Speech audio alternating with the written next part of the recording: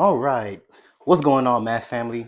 Welcome to another live stream with Algebra with Mr. Peters. Today, we are going to be covering the August 2025 Algebra 1 Regents Exam. So I'm going to go through problems 1 through 35, I believe it is, the full exam.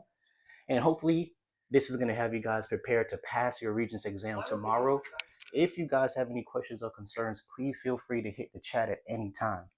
So when we start this exam off, guys, you're going to see quadratic equations, quadratic expressions, and we have to know how to factor them.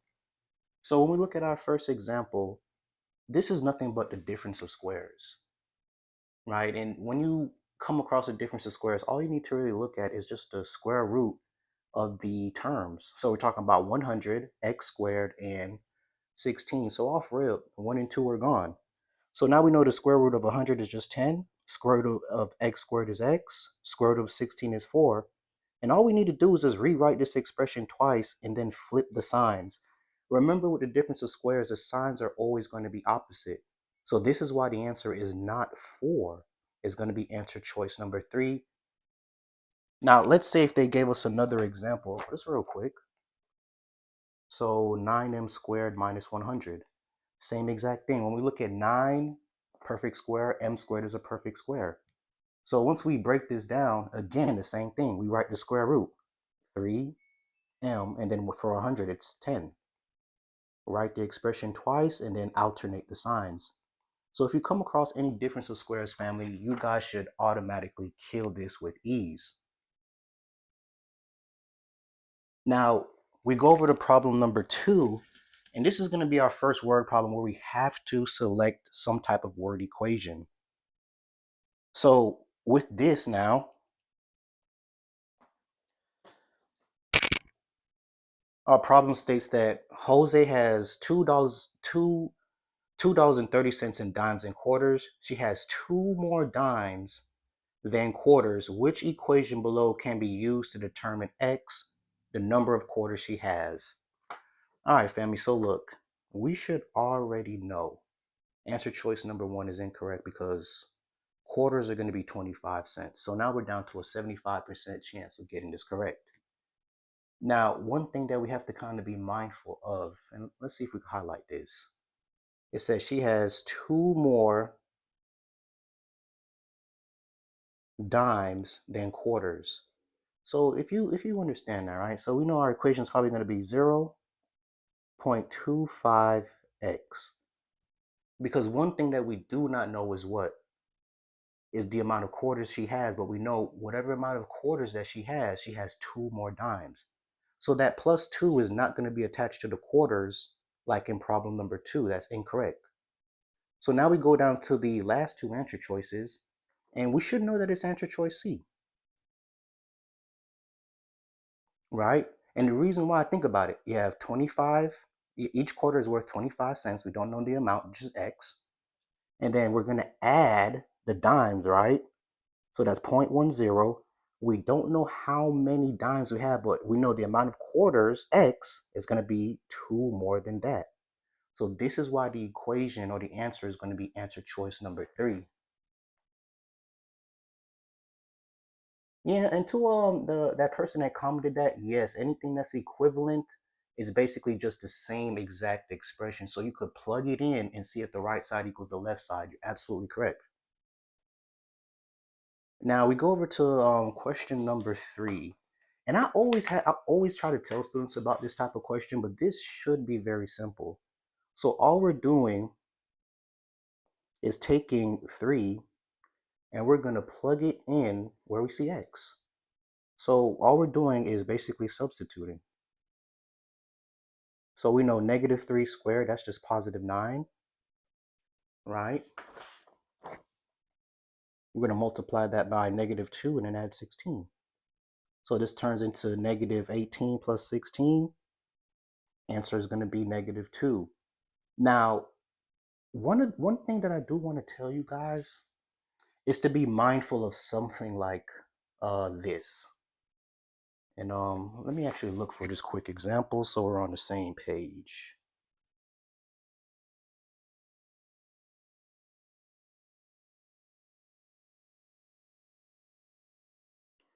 So sometimes you'll see something like this where they'll tell you what the function actually equals, and they want you to work backwards and determine what the actual x would be.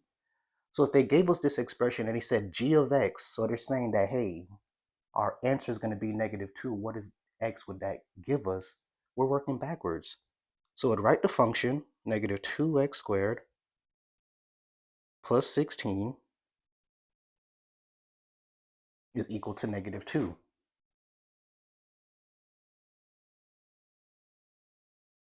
We subtract 16, so now we have -2x squared is equal to what? -18. Once we divide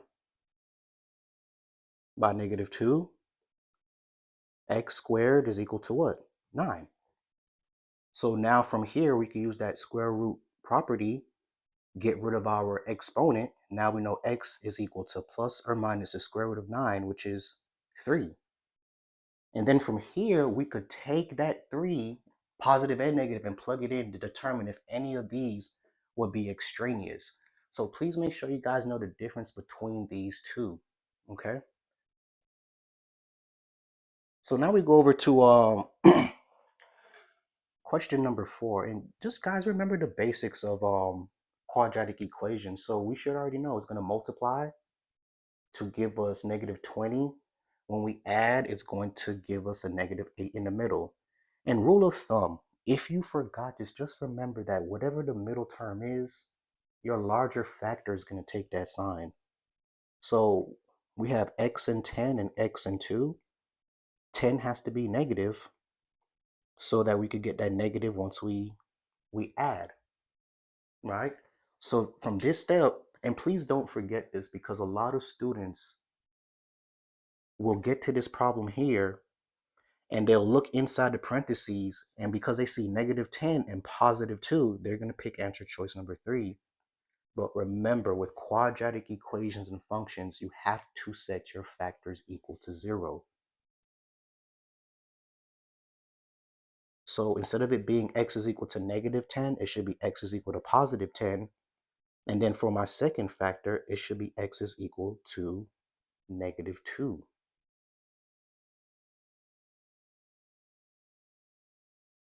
So now let's say they gave us a problem and they wanted us to solve this same exact problem, but by completing the square. So let's say they gave us this, right? So we have x squared minus 8x minus 20 is equal to 0, right? We change the f of x to 0. We add 20 on both sides. So we have x squared minus 8x is equal to +20. Now when we complete the square, we're going to take half of this b term, which is 8. So we get 4. 4 squared, 16. So on the left side now, to get this trinomial, we're going to divide it by 2 to get the binomial, which will be x minus 4 squared, and this is equal to 36. Right? So at this step now, family, we know what? We got to get rid of this exponent. So I'm going to come in, take the square root of that side, pick the square root of this side. This turns into x minus 4 is equal to plus or minus 6. So x is equal to +4 plus or minus 6. So 4 plus 6 gives me 10. 4 minus 6 gives me -2. So it's always good for you guys to know more than one method when it comes to solving quadratics. And if for some reason you guys have any questions, please just make sure you drop it in the chat box. We're trying to make sure we keep up with this. But question number 5. So with question number 5, I would tell you guys this is just a guess and check type of answer. So what we're looking for is basically when we plug in this x and y, which one of these ordered pairs will give us a true statement?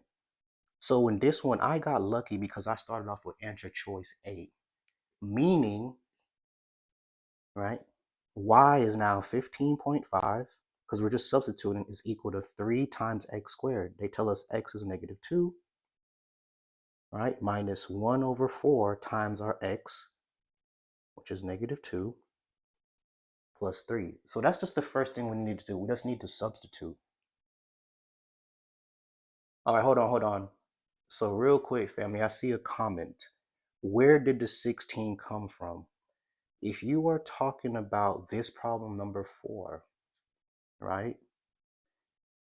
So anytime you're doing complete the square, this middle term, you take half of it and then you square it. So 8 divided by 2 is 4. 4 squared is 16. So this is why you see me add 16 on both sides, because this is how we complete the square. So for Sir Saber 1, just wanted to make sure I touch on your question for you. And now I'm going to go back to question number 5. Thanks for the question, by the way. Hope that was helpful. So we go back to question number 5. And like I said, family, we're just simplifying to see if this is a true statement. So we have 3 times 2 squared, which is 4, minus, well, actually, this is going to be a plus. Please, hey, family, look, I know this sounds elementary, but I'm telling you as a math teacher, I cannot tell you how many times my students do everything correct and have the incorrect side, and it breaks my heart. But right here, this is going to be plus 2 over 4, right? So we don't need to simplify yet, but let's just put 2 over 4. And then plus 3.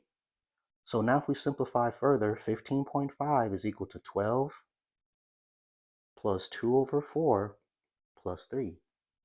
Now when we look at this, right, 12 plus 3 is 15. 15 plus 1 over 2, that's just 1/2. So we have 15.5 is equal to what? 15 plus 1/2, which is just 15.5.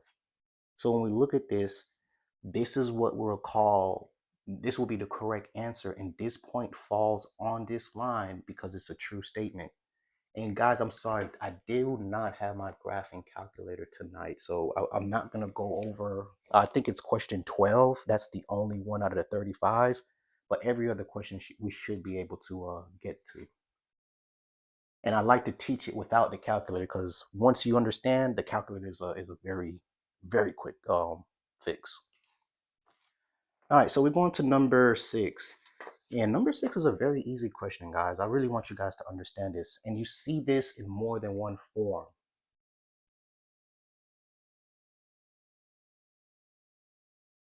So when we look at this, right, they gave us 2 functions. F of x is equal to x squared, and g of x is equal to 8x minus 15.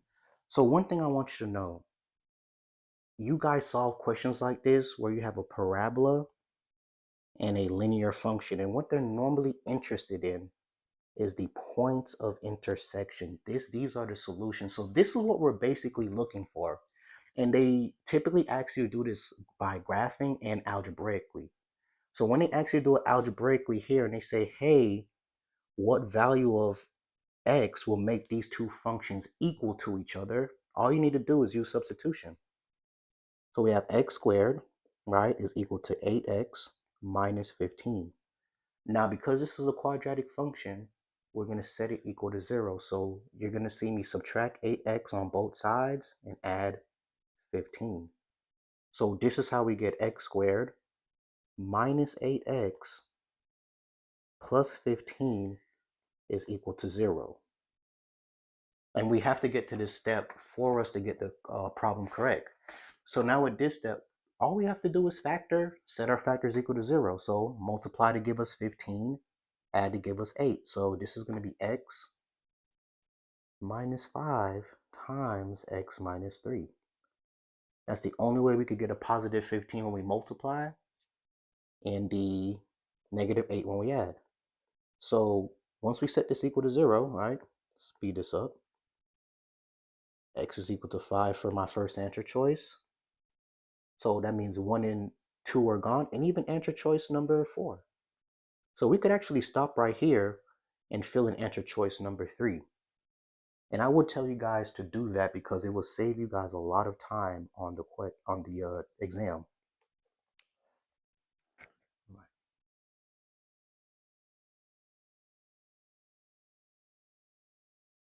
All right, so we're going to problem number 7, and problem number 7 is just vocabulary.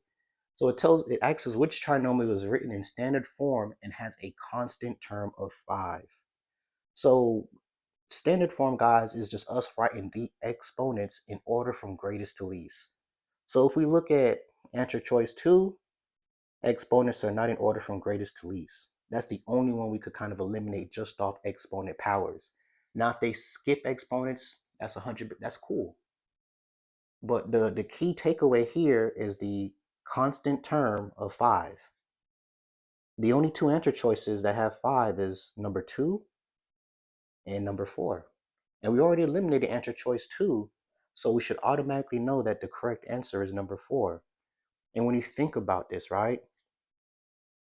Highest exponent is 5, then what comes after that is the lower exponent. So it's in order from greatest to least, and then we have that constant of 5. So just please make sure you guys remember your vocabulary when we're dealing with this. Now we go over to problem number 8, and I'm going to write this out. The main thing that I've seen with students getting this incorrect is that they are picking their answer choice based off how they would solve the equation, and that is incorrect, family. Please make sure that you understand they want you to determine the correct answer based off what the student did. So in step 1, this is where the student was at, and then for step 2, they got this. And if we look, right, the only difference or only change was this. We had to add 8. Add 8 on this side so it's 0, and add 8 on the opposite side so that we'll get the trinomial. So this is why it's going to be the addition property of equality. Now, when we think about associative property, you got to remember, this is when we talk about changing what is inside the groupings, aka parentheses. And then the commutative property is changing the order. So if I had 5x plus 2 is equal to 7, and then I switch and say 2x plus 5 is equal to 7, that's a perfect example of the commutative property. And zero property is just anytime you multiply something, oh no, this is addition. Anytime you add 0 to anything, it's going to retain the same value. So that's very easy for you guys to identify. And then to my last comment, I'm going to be going over the full exam all the way to number 35. So if you hang around or you come back in, we are going to go over everything. So table number 9, or number 9 says the table below show the input and output values of 4 different functions. Which table represents a linear function? So just remember with linear functions, there is a constant change in the y. So when we look at all these x values, guys, right? X values are all, look like they're all just increasing by +1. So this is not going to really help us too much. Now, when I look at, let's say, let's switch to green. My first f of x table, right? I see that here we subtract 5, right? And then from 1 to 2, we subtract, it looks like 3. So linear, it has to be a constant change. So we know that this is not linear. Then we go to the second example, right? Right here, we see something interesting. So we subtract 1 again, and then we subtract 1. But now when we get down to the last 2 changes, we're starting to add 1. So even though the value is the same of, add or plus 1, it's still not exactly the same, family. So just remember that. And this one right here is really the trick. So this is a trick right here. They're trying to get you to say, oh, I mean, it's the same 1, so it should be the answer. No, positive and negative 1 are going to be different, so don't fall for that. And then h of x should be the easiest to identify, because if you look, we had a change of +1. And when I say +1, I'm sorry, -1, -2, and then we have -4. So if we kind of look at this seems like the y values are doubling. So this is some type of multiplication, meaning this is probably an exponential function. So this is not our example either. Now when we go to the last one, which is our answer, j of x, look at the y values. When we go from 11 to 7, we have a change of 4, right? We added 4. we add 4 again, we add 4 from -3 to 1, 1 to 5, we add 4. And when you guys look, it's the same constant change of adding 4. Nothing changed with the change in y. So this is why the answer is going to be j of x.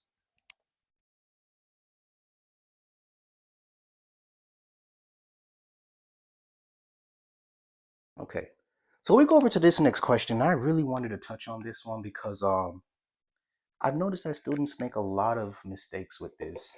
And one mistake that I kind of was reading or looking into was not understanding how to solve quadratic functions or special case quadratic functions. So this is what I mean. Students will come in and say, okay, let's divide by 3x, divide by 3x. And what we're left with is just that 1x is equal to 24 divided by 3, which is 8. But this is incorrect. That's incorrect. If you do that, you are going to get it wrong. What we want to do, because it's a quadratic equation, let's erase this, is set it equal to 0. So I'm going to subtract 24x. So we'll have 3x minus 24x is equal to 0. Let me not forget my exponent. So now here we're talking about factor, and the best method right here is just GCF. So what do? Let's take out 3x. Let's see what happens when we take out a 3x. Once we take out a 3x, we're left with x minus 8 is equal to 0. And here, just don't forget that what's on the outside of parentheses must be set equal to 0 as well. So 3x is equal to 0. We divide by 3. We get x is equal to 0. So that's our first answer. And in the second answer, x is now equal to 8. Now, one thing I want to tell you guys and why students, and one mistake to try to avoid, I'm moving too fast, I'm sorry. Let's go to this step right here. Let's say there was not an x attached to 3. If we had something like this, because I know someone's thinking this, we would still do the same steps. Set what's on the outside equal to 0. So we have 3 is equal to 0. But when you look at this statement, this is a false statement. 3 will never be equal to 0. So this is when we will throw it out and consider it extraneous. But that is a lot different than what you see in blue. And then we'll bring this other factor and set it equal to 0 to get x is equal to 8. Now, before I go on to number 11, I wanted to do another example of this, because in this example, I've seen it, and I think students kind of drop the ball a little bit sometimes.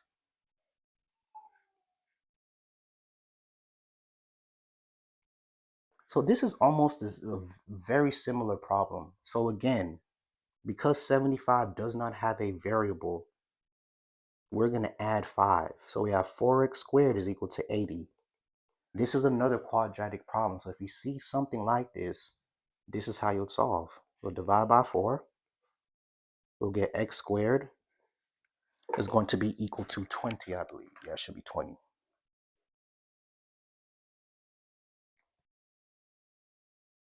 All right, get rid of the exponent. X is equal to plus or minus the square root of 20. When we're breaking it down in simplest form, right, we have x is equal to, and then we could break this down as radical 4 times radical 5, meaning plus or minus 2 radical 5. And this is just an example of writing the writing your radical in simplest form, I should say. I apologize. Oh, yes, and this answer, oh, sorry guys, this answer for number 10 is going to be answer choice number 2, positive 8 and 0. I thought I circled that in. Apologize. The reason why it's not 3 is because the 8 should be positive. All right, so we go on to number 11, and it tells us that the table below shows the radioactive level of a substance after the given time t in seconds. And they want us to determine what is the average rate of change in radioactivity level over the interval 1 and 3.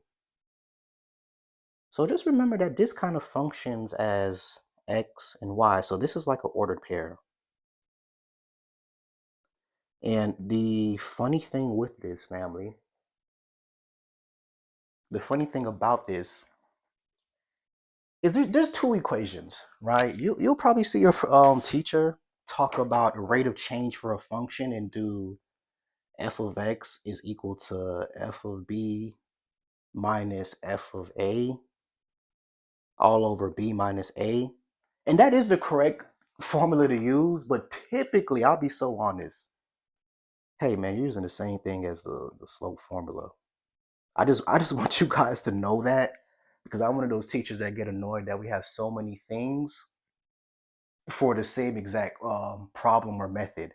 So I'm gonna use the slope method, slope, and all we need to do here, right? When we think about it, so we have y. So let's do 2.5 minus 10 divided by 3 minus 1. We're gonna get negative 7.5 over 2.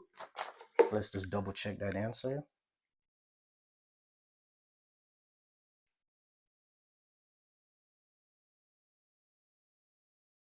Yep, and then once we simplify by dividing by 2, we're going to get negative 3.75.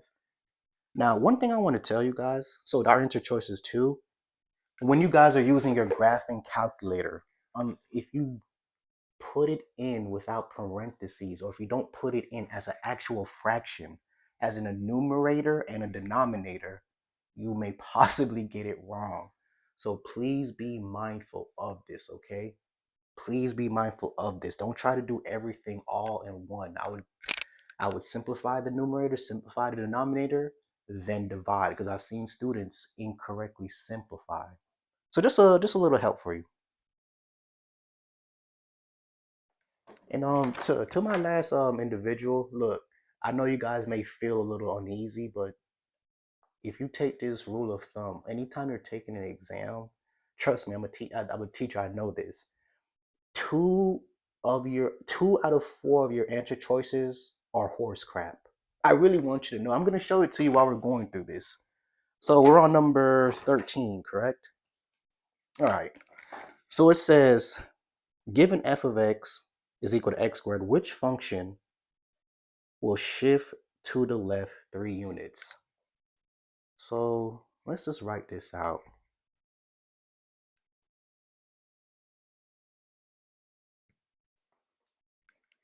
All right, so you guys should know k. This lets us know if we're going up or down. If the number is positive, up, the number negative, down. In here, if it's minus h, that means we're going to the right. If it's plus h, that means we're going to the left however many units. So right here, if it says which shift will take f of x to the, will take f of x to the left 3 units, our answer choice is going to be number 4, because it's always the opposite. When you set this equal to 0, x plus 3 is equal to 0, you'll get x is equal to negative 3. And you have to remember on the ordered pair, 3 to the left means x is equal to negative 3 because the y-axis represents a 0. So please never forget this, okay? You guys cannot forget these shifts. If you remember, you don't have to remember the equation, but h means you're shifting to the left or to the right, k up or down. A just means the graph is going to be more narrow if it's a whole number and more wide if it's a fraction. Please remember that rule of thumb if you don't remember anything else. All right, so problem 14 tells us a class of 20 students was surveyed to determine the number of pets each student owned. The data are represented in the dot plot below. Which statement about the data is correct? And what they're asking us is the mean, median, and the mode. So let's see, what could we do? Let's write this out.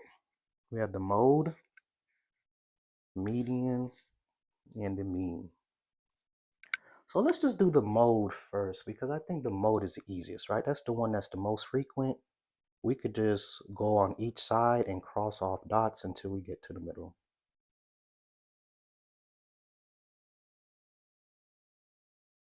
All right, so 2 plus 2 gives us Oh, nope, the mode is 2. Disappears the most. The mean, right? So the mean is going to be 2 plus 2, which is 4. We divide it by 2. So we're going to get 2. All right. And then we got to think about the mean. So for the mean, we have 0 pets. We have, let's see, when we look at number 1, we have 4 kids with 1 pet. When we look at 2, we have 2, 4, 6, 8. We have 12 pets here. Then for 3, we have another 12. And just to understand this graph, guys, so it tells us the number of pets, right? So when we look here, if it's 3, it's telling us how many students has 3 pets. So if you're wondering where I'm getting 12 and where I'm getting 4 from, I'm just taking 4 or 1 multiplying it by these 4, 3 multiplying it by these 4, just to give a little bit of context so you guys really understand where the problems come the numbers are coming from. And then when we come here, we have 4 students that have 3 students that have at least 4 pets. So 4 times 3, this is going to be 12 as well. Let me put my addition sign. I'm sorry, I kept putting commas. I don't know why. And then we go to the last one, right? We have 5 students that have 2 pets. So we know that this is going to be plus 10, right? And we know there's 20 students in total. So when we add all of this up, what we should get is 50 over 20. And the reason why I'm not really double checking that 50 is because they want us to determine which statement is correct. So the mean and the median are the same? Nope, right? We have 50 over 20 for the mean, and the median is 2. The median and the mode are the same. They are both 2. All right, the mean, median, mode are all the same. Answer choice 4 we know is incorrect. And even answer choice 3, the mean and the mode are not the same. So if you have a graph like this, guys, I think the most challenging part is to understand how to actually interpret it.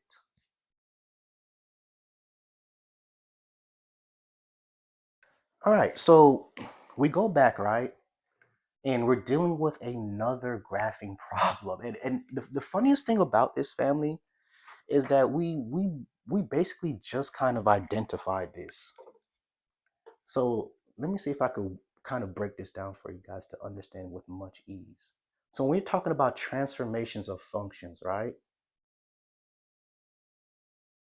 They all basically have the same equation.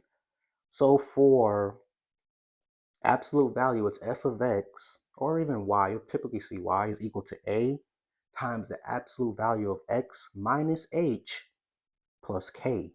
But I want you to remember that h, k, and a represent the same exact thing. It's the same exact thing. So k means we're going up or down, h left or right, and then a is the graph going to open up more narrow or more wide?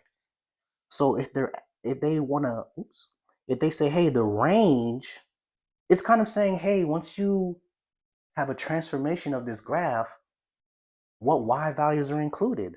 Well, think about it, right? Let's put out a little thing right here.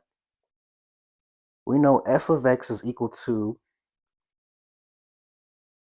the absolute value of x, right?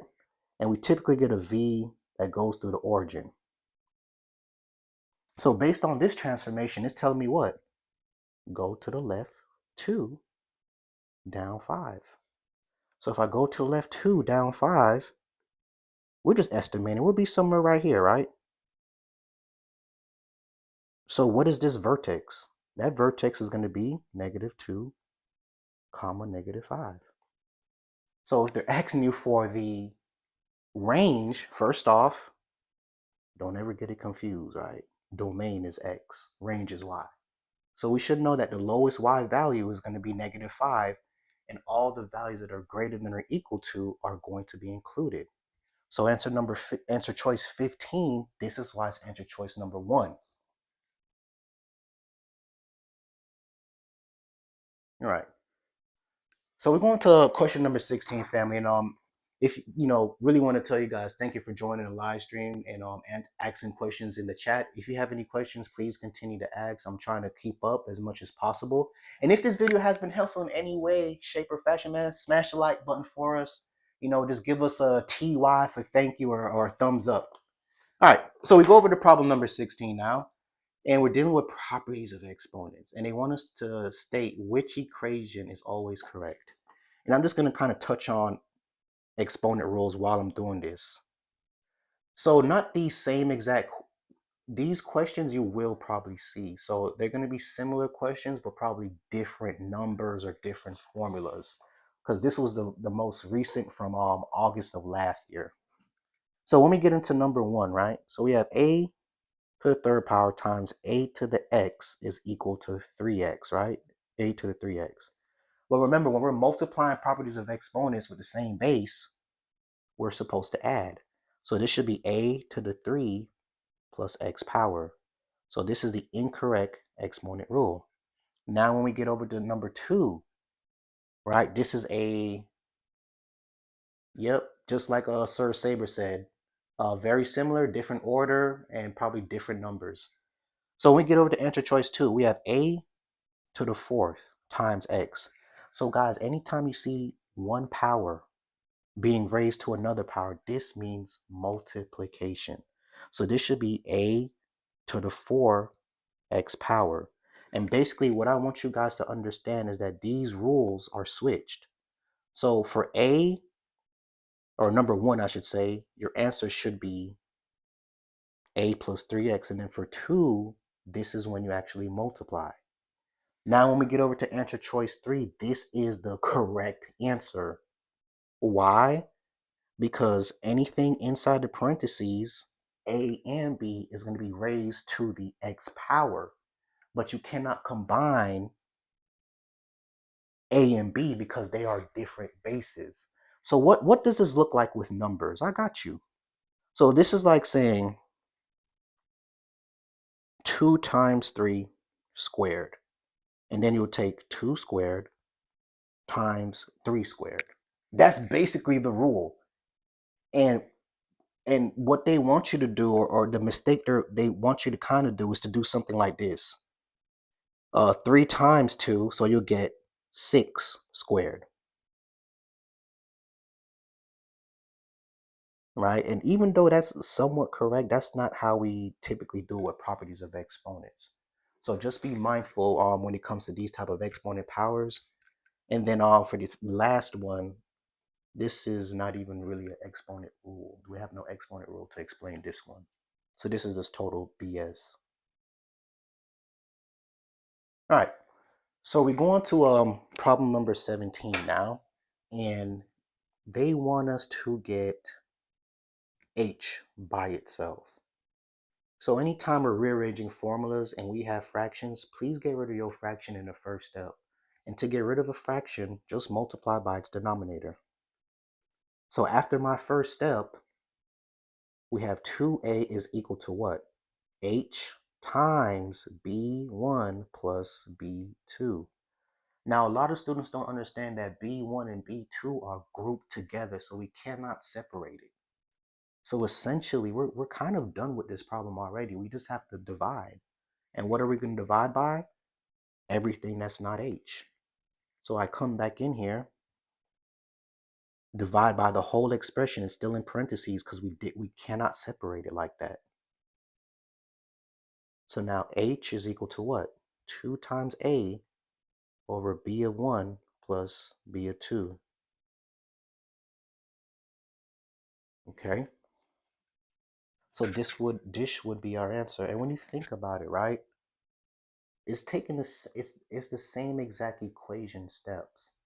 What if they wanted us to, let's say, solve for b of 2? So let's rewrite this. What if you guys tomorrow had the same exact formula, but instead of the h, they want you to get b of 2 by itself. So you know what's the funny thing? You would start this problem off the same exact way. Meaning we're going to multiply by 2 to get rid of our fraction. So we have 2 times a is equal to h times b1 plus b2. right? Yes, thank you. Y'all, you guys are gonna be fine. Just lock in. Remember, it's a puzzle. You guys are just solving a puzzle. That's all it is. I promise you, it's just like a puzzle. You don't have to know everything. You just have to know enough to get the right answer. Remember, half of it's multiple choice. So now if we're trying to get this, the B2 by itself, we got to get rid of H. So we divide by H because we're multiplying, right, by what's in parentheses. So now we have 2 times A divided by H is equal to B1 plus B2. Now that we have it separate or it's isolated, this is when we can now drop the parentheses. So to get B1 on the other side, so we get B2 by itself, we're just going to subtract, right? So once we subtract, we're going to have 2A. And I'm sorry if I'm switching between capital letters and lowercase letters, guys. Don't kill me.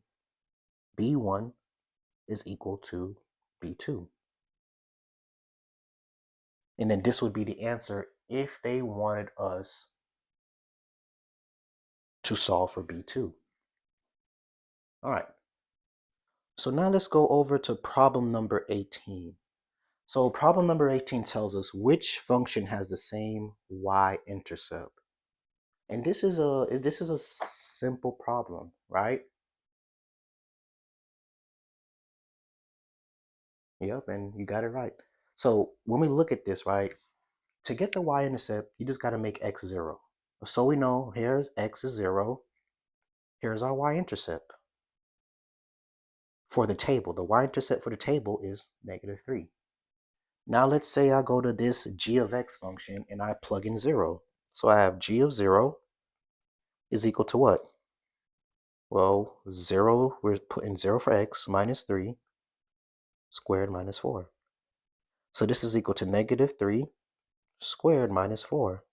So g of 0 is equal to +9 minus 4, meaning this is going to be equal to +5. So the y-intercept for the g of x function, -5. Then we're going to go over to the absolute value function. And guess what, family? Same exact process. Same exact process. So what? Instead of g of 0, we got f of 0 is equal to the opposite of 0 plus 2 plus 7. And I kind of said that wrong, but it's the opposite of the absolute value of 0 plus 2 plus 7. So when we simplify, this negative side stays on the outside, right? We have 0 plus 2, which is 2. Then we bring down a plus 7. This is where it gets tricky, especially because of this negative. So it's saying that it's the opposite of whatever comes out of this. So this comes out of the absolute value brackets. It's still positive. But because of this negative and we bring it down, and we bring down to plus 7, it turns into -2 plus 7, which is 5.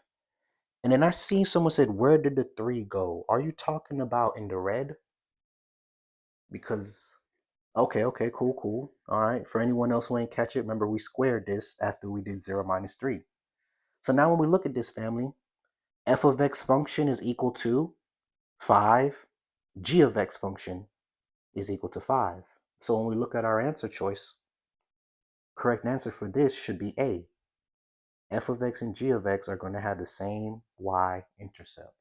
So if you have a problem like this, plug in 0, do the arithmetic, and just simplify it. All right, here goes another one. So it wants us to determine the sum of x plus 2 squared and x minus 3 squared. So if you're someone who struggles with foiling, man, please just write it out. Write it out. Right? Write it out. Multiply, FOIL, or you could use the box method. If this is something that you just struggle with, use the box method. X plus 7 times x plus 7. And then if you look, it's easy to kind of see what we're multiplying. X times x, x squared. X times 7, 7x. 7 times the second x, 7x again, and then We have 7 times 7, which is 49. So if this is something that you struggle with, you can use the box method. Something else that I try to tell students is to understand your formulas. So you have something in algebra where you have a plus b squared, and you see something like this: a squared plus 2 times ab plus b squared. So if you understand this, family, you could look, let's switch to blue, at your binomial as a and b. So what? X squared is just what? X squared. A times b is x times 7, that's 7x times 2, 14x, and then b, which is 7 squared, is just 49. And if you look, everything in the box method. So I'm trying to give you guys more than one method. Pick what works for you. You could use the box method, or if you remember this little format, you don't even have to think about it, just follow it. Then we do the same thing for our second expression, but now it's just negative, but it's the same thing. And let me write it right here.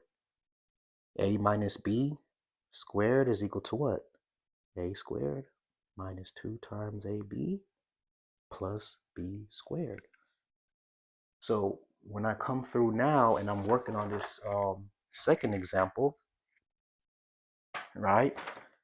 We have x squared, negative 3 times x, negative 3x times 2, negative 6x, and then negative 3 squared is 9.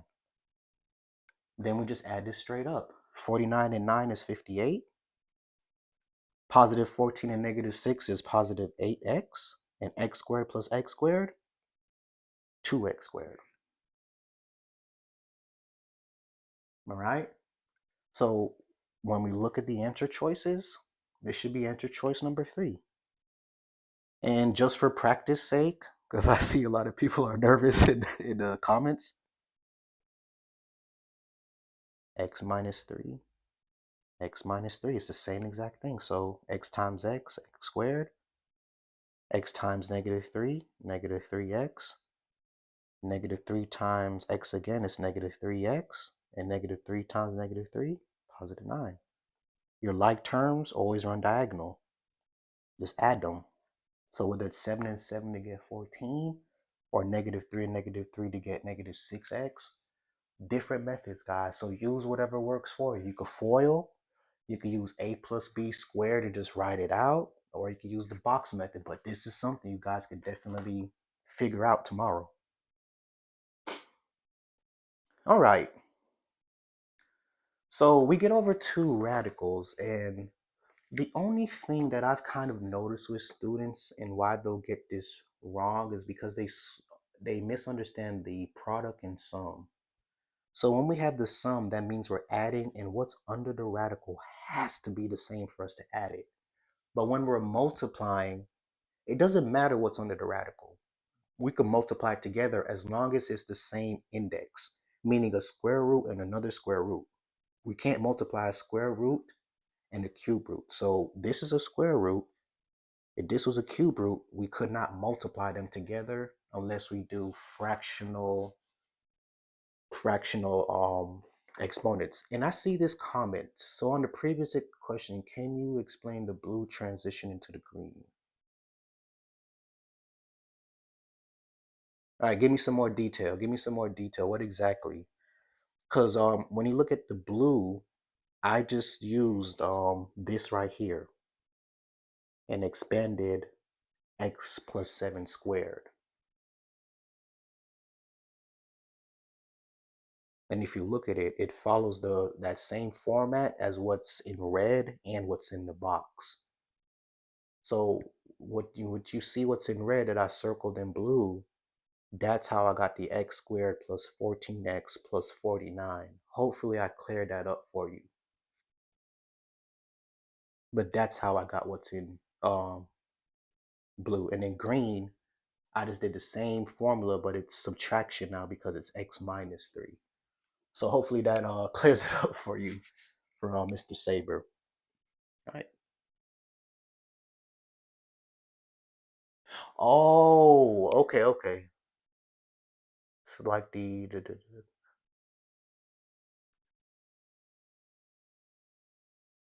Yeah, like I said, that was from me expanding it. So if you look at the bottom left in the green with the box method, that was just me multiplying using the box method. But then when you get over to what's in green, this is when I kind of just expanded the second one.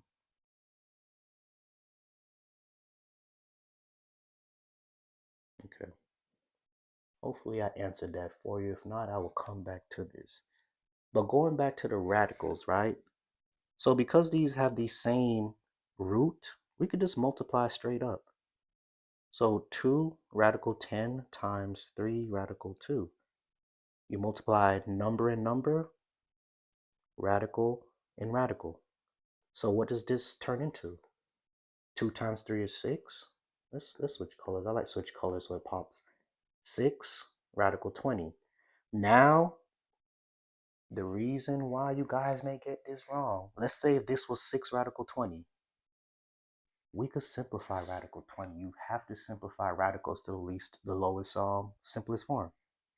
So we already know from earlier, radical 20 is the same thing as radical 4 times radical 5. Perfect square comes out. So we have 6 multiplied by the square root of 4, which is 2, multiplied by radical 5, 12 radical 5. Nothing else that we could do with this at this point. And before I go on, let's see if I could pick up one more example on this topic for you guys, because this would be very helpful. I think I have one written down real quick. Just give me a second, guys.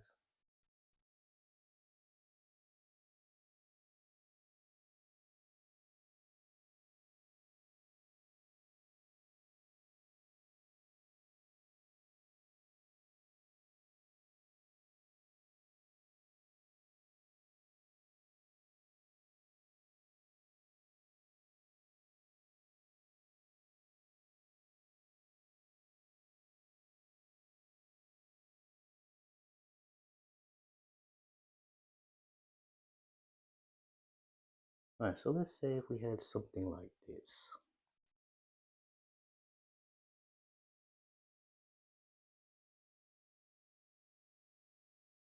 All right, so let's say if they gave you some numbers like this, right? Typically, you'll have a coefficient in front of you. But when you're multiplying radicals, family, just remember that. Let's see. Hold on one second.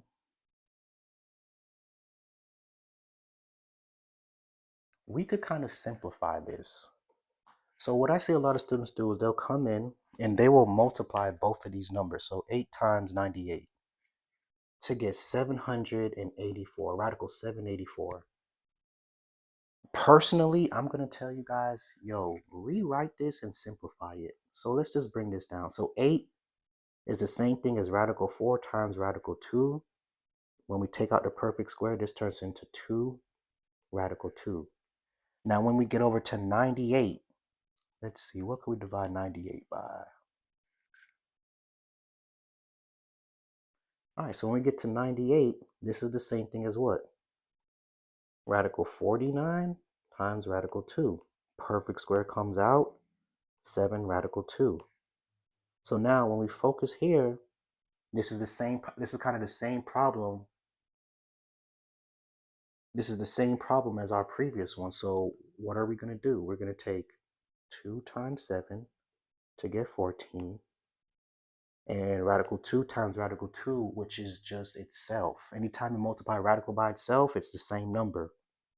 So 14 times 2 gives us an answer of 28. So just a second example of radicals, just to help you guys out if you need it. All right, problem number 21. I'm not going to spend too much time on this, guys, but just please don't let wordplay get you confused. So when you read it, it says when 6x to the third minus 2x plus 8 is subtracted from. All right, I see. Where does the 2 come from? Okay, hold on. So it looks like I'm moving too fast. I apologize. All right, which 2 are you talking about? Are you talking about the 14 times 2? That's what I'm assuming right now.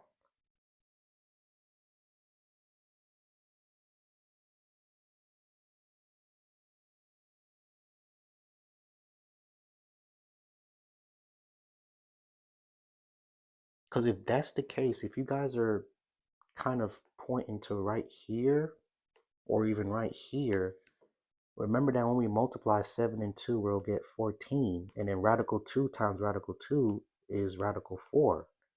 But remember, radical 4 is a perfect square, and its square root is going to be 2.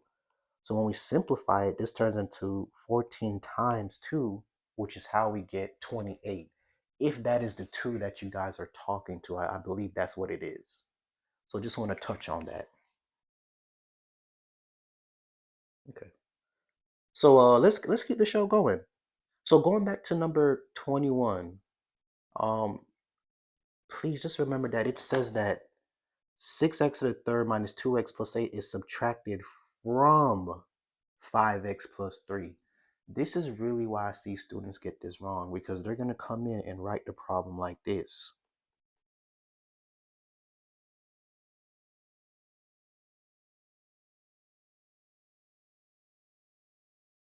And this is incorrect because the order is wrong. The order is wrong, guys. So if you wrote it like this in blue, this is why it's going to be wrong. The correct way is going to be this.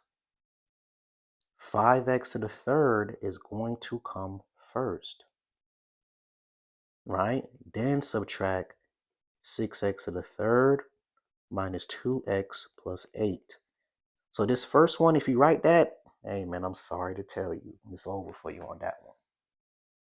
So this is why students don't get this wrong. Then the second thing you need to understand, it has to be in parentheses because this is one term.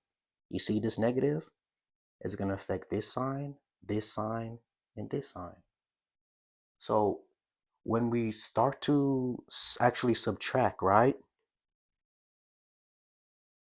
Now when I take into account that negative, 6x to the third is negative, negative 2x is positive, and 8, positive 8 is now negative 8. So 5 minus 6x to the third, that's negative 1 to the third, or just negative x to the third. So now when we go to our answer choices, answer choice 1 and 2 are gone. And you guys remember what I told you earlier? I told you 2 answers are horse crap. So if you start this one out right, meaning you have 5x to the third plus 3x minus 4, and then you subtract the 6x to the third expression, now you have a 50-50 chance. Now we have 3x plus 2x, which is 5x. So because of this middle term, answer choice 3. And then we could do negative 4 minus 8, negative 12. Now, one more way to kind of help you guys always get this right. So let's say you wrote it and you had the order correct, right? So let's say we did it like this. This is another way that you could also get this right. And I normally use this at times. So now everything that you're doing, you're going to take into account that negative. So when we look here, same thing, 5x to the third minus 6x to the third, negative x to the third.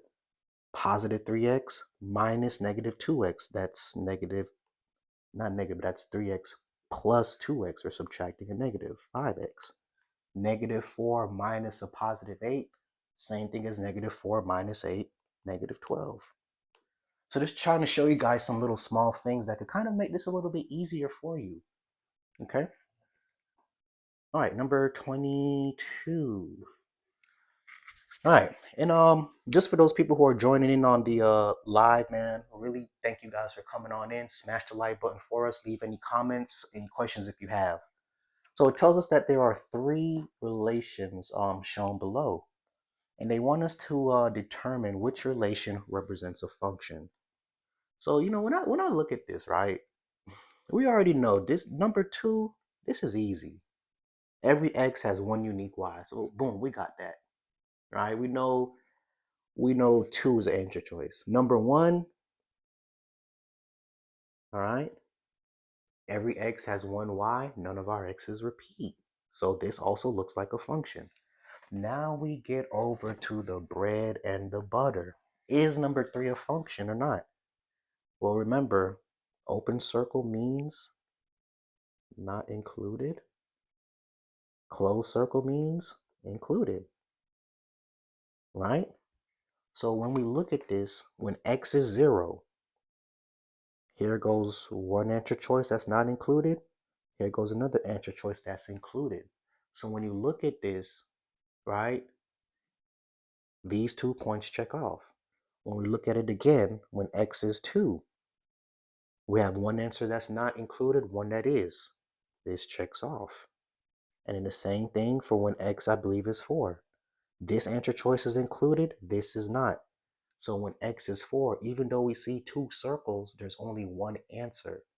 So this type of question here, the answer choice is 4. All 3 of these are functions. Please make sure you understand this right here, especially graph number 3, because this is the one that we probably would have got wrong or not assume that it's a function.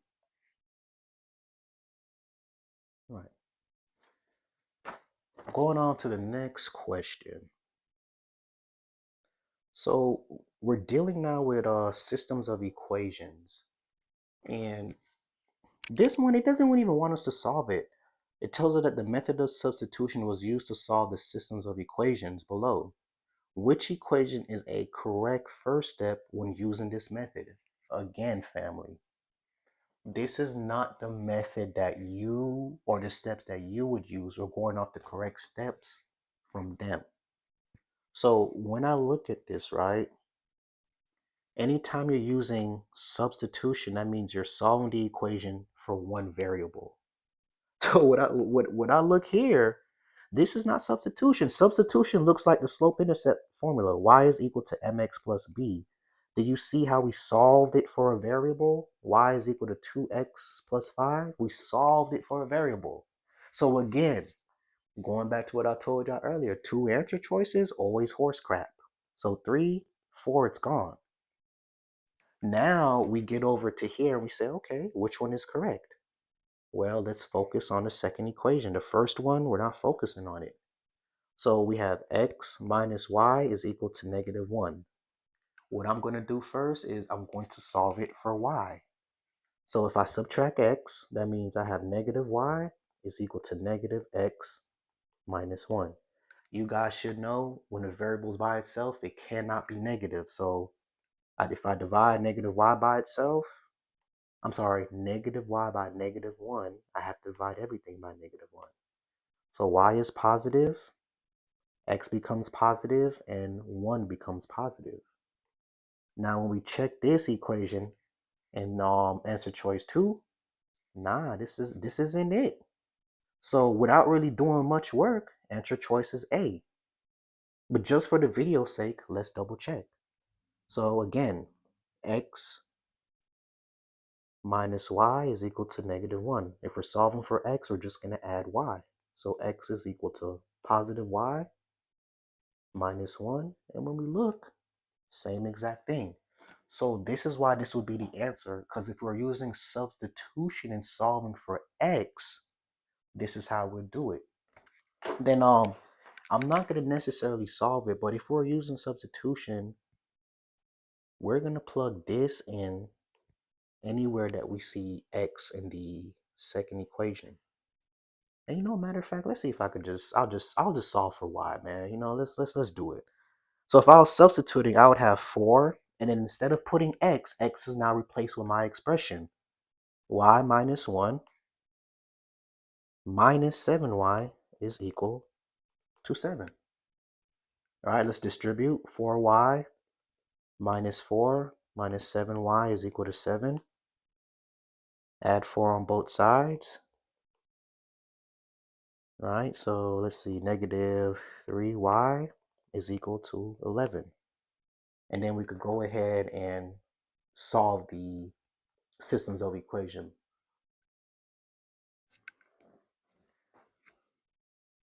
Right.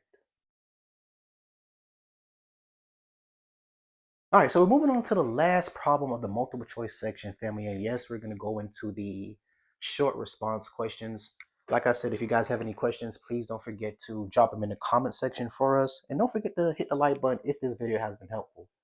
So 24 tells us in 2009, Usain Bolt, a sprinter from Jamaica, set the world record in the 100-meter dash with a time of 9.58 seconds. His approximate speed in kilometers per hour can be found using which conversion? So, okay, let's just slow it down, right? So what are we starting at? It looks like we're starting with meters per second, right? So let's just write this out. And it looks like we're trying to go to, let's see, kilometers per hour.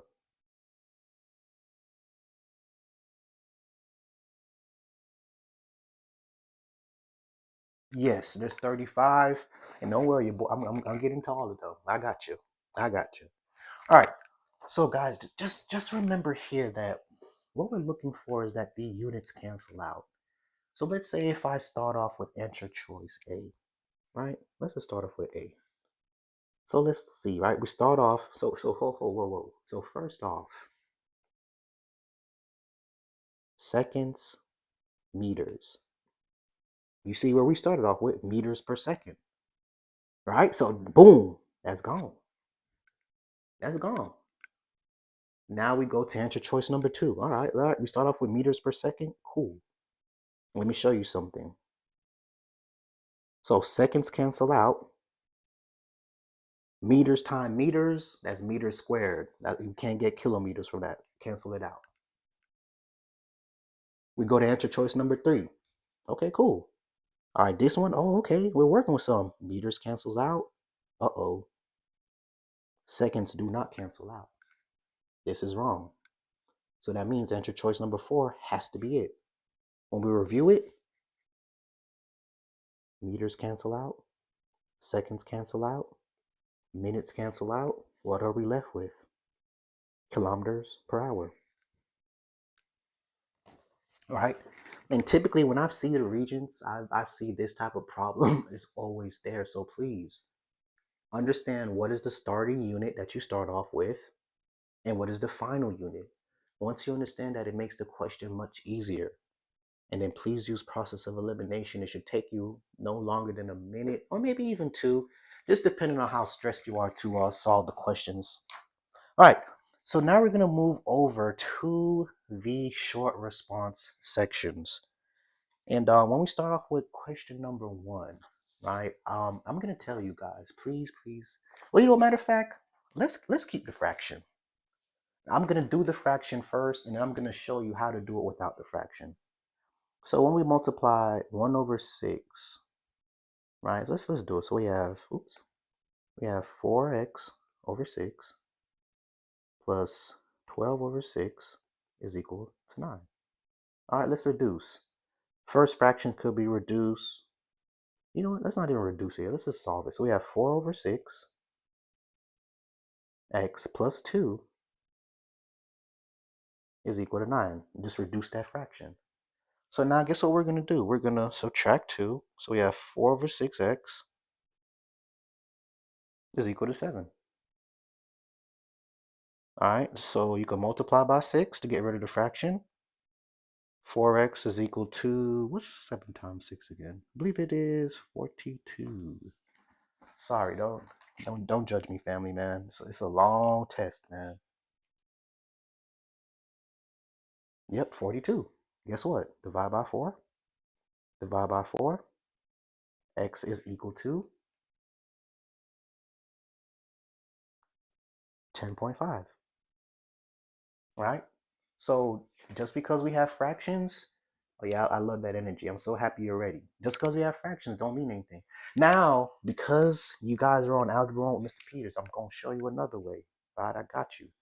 So if you just say, yo, Peters, I hate fractions, bro. Please spare me. Please spare me. I got you. So what you're going to do is you're going to come in here and you're going to multiply by this denominator. So once we multiply by 6 on this side, that fraction gone. But don't you forget, you have to go on the other side and multiply by 6 to balance the equation. So if you take this approach, guess what? Fraction's gone.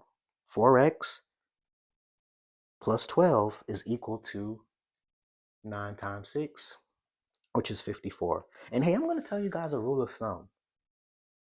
Please do not try to be mathematician on your exam. You see, I just multiply 9 and 6 to make sure it's 54. Please just check for accuracy. Because the worst thing is for you guys to know what you're doing, but you're trying to do mental math and you're miscalculating when you have a calculator. Please use it. All right, so 54 minus 12, right? All right, we subtract 12. Guess what? 4x is equal to 42. See, we're right back here. And then guess what? Divide by 4. Divide by 4. X is equal to 10.5. So you could pick either or of these methods to help you guys solve. But I'd like to show you more than one just in case you get stuck. Maybe remember a different method. Okay.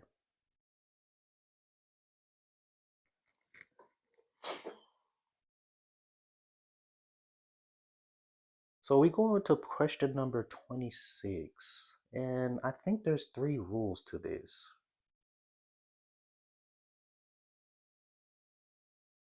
I think there's 3 rules for this, right? I cannot remember. What is all the rules? What's all the rules? Let's see. I know it's rational plus rational.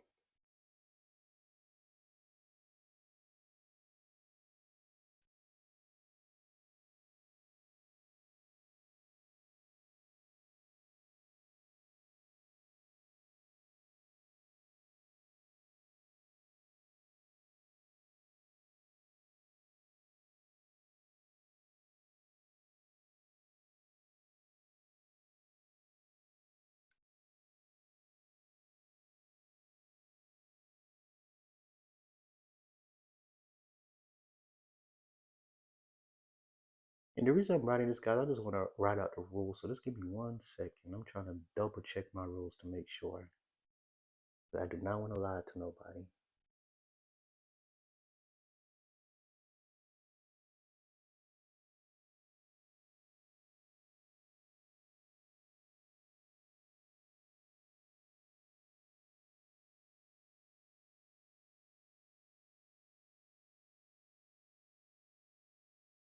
All right. So I believe it's rational plus rational is going to be always rational. I think rational plus irrational, it should be, I want to say sometimes.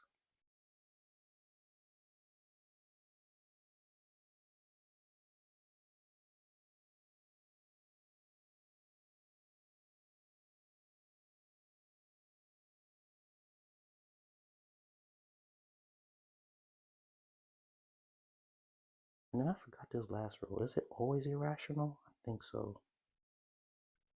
Let me make sure. So give me 1 second, guys. I'm just want to make sure these rules, because this is a really easy problem. So I want to double check this real quick.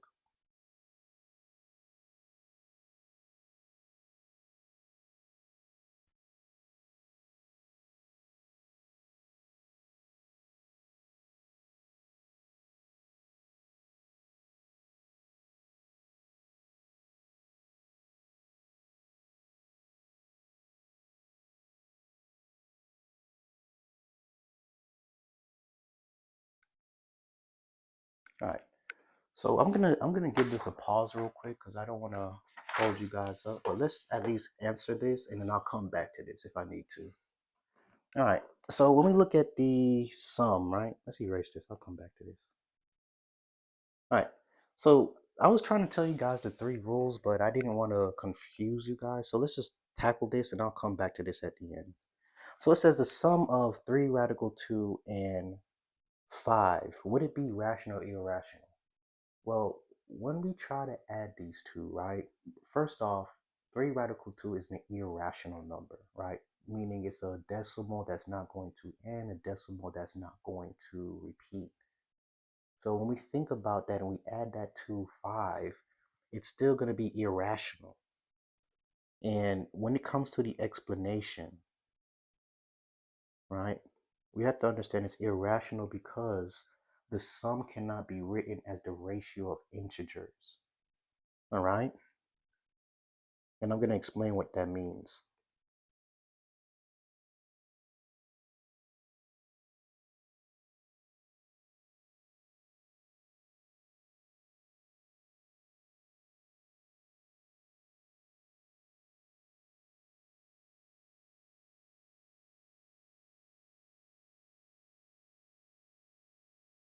And just like you guys said in the comments, it is easy to check. If you plug it into your calculator, 3 radical 2 plus 5, understand your answer. If your answer is a decimal that goes on forever, it's irrational. All right, so this is something you could check with the calculator, or if I get to come back to it, you could kind of remember the 3 situations, because there's only 3 situations and these rules are typically sound for all 3 situations. But I'm going to come back to this because based on the comments, it seems like you guys understand the difference. So I'm not going to spend too long on this. All right. So problem number 27, it says graph h of x is equal to x minus 2 over the domain x is greater than or equal to negative 4 and less than or equal to 4. So let's highlight this.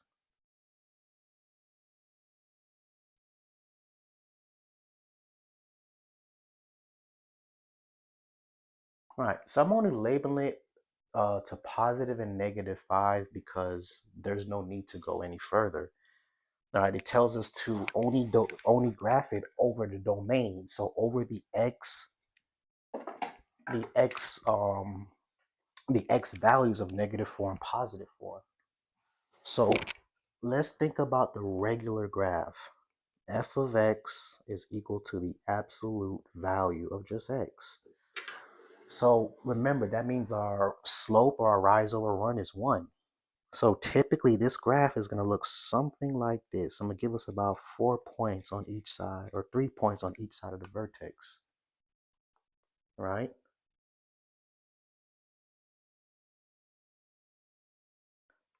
So this is just a quick sketch of f of x is equal to the absolute value of x. Now, when we think about this, right? The absolute value of x minus 2. Guys, you should know that we're going to take this graph, and what we're going to do is shift each point to the right 2. So now this vertex is going to shift here. Oops. I'm sorry. Let me switch colors. And when we think about it, the rise over run, or the slope is 1. So if I go up 1 over 1, right, this is my graph until x is less than or equal to 4. Now we're going to go in the opposite direction. And what they're kind of banking for you guys to do on the exam is to draw your lines past the x values or past the domain. But if you remember what it says graph the function over the domain x is greater than or equal to negative 4 and less than or equal to positive 4. So this is why this graph only this is why this graph looks like this, and we're not drawing it throughout the whole table. If you do draw it through the whole table, they're probably going to take off points because it's incorrect. And then we'll come right here and finish this off. Now, one thing I want to touch on before we go to the next example. What if the problem said this?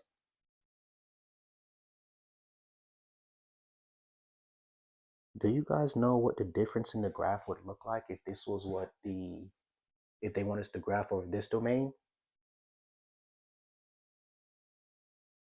And I'm just saying this because I know you guys will probably know how to do this and you would forget. So remember, if it is a greater than or less than sign, right?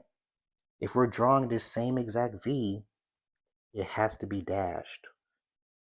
And I just wanted to touch on this for you guys, because if not, you'll go in tomorrow and you'll make this small mistake. You'll know how to graph this, but you'll forget that, hey, if there's not an or equal to sign, it has to be a dashed line. But because it's a or equal to sign, this is why it's a solid line. So please just, be mindful of that when you get to your graphing problems, because they're always trying to get you caught up.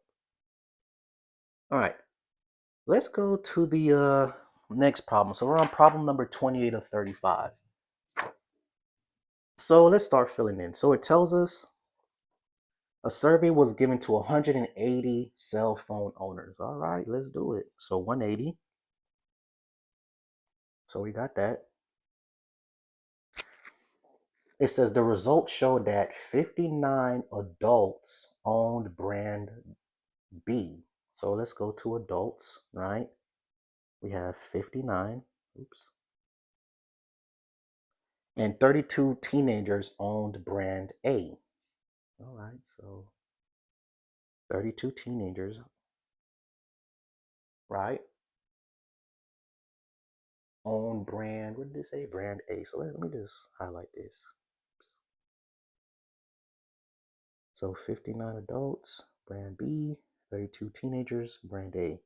Of all the people surveyed, 40% owned brand A. Okay. They trying to confuse us, but we got this.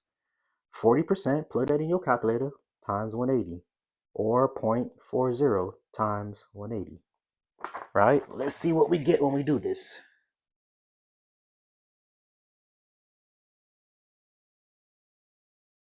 All right, so now I'm going to switch to green for the things that we fill in. So it looks like the total, oops, and I think I wrote it in the wrong one. Oh no, it's right here, 72. All right, so I made a small mistake. We've caught it though. So all right, so for us to find brand A for adults, we're just going to subtract. So 72 minus 32. I wrote 30, goodness. 40. So this is how we get 40 for brand A. Now from here,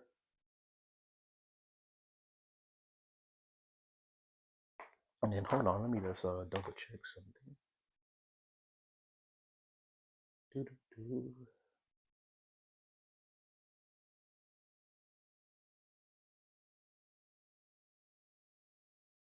All right, so when we look here now, 40 plus 59 is going to give me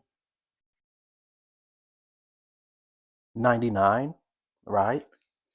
So from here, we could think about the difference between, let's see, 180 minus 99. So we know this is going to be 81, right? 180 minus 99, this is 81.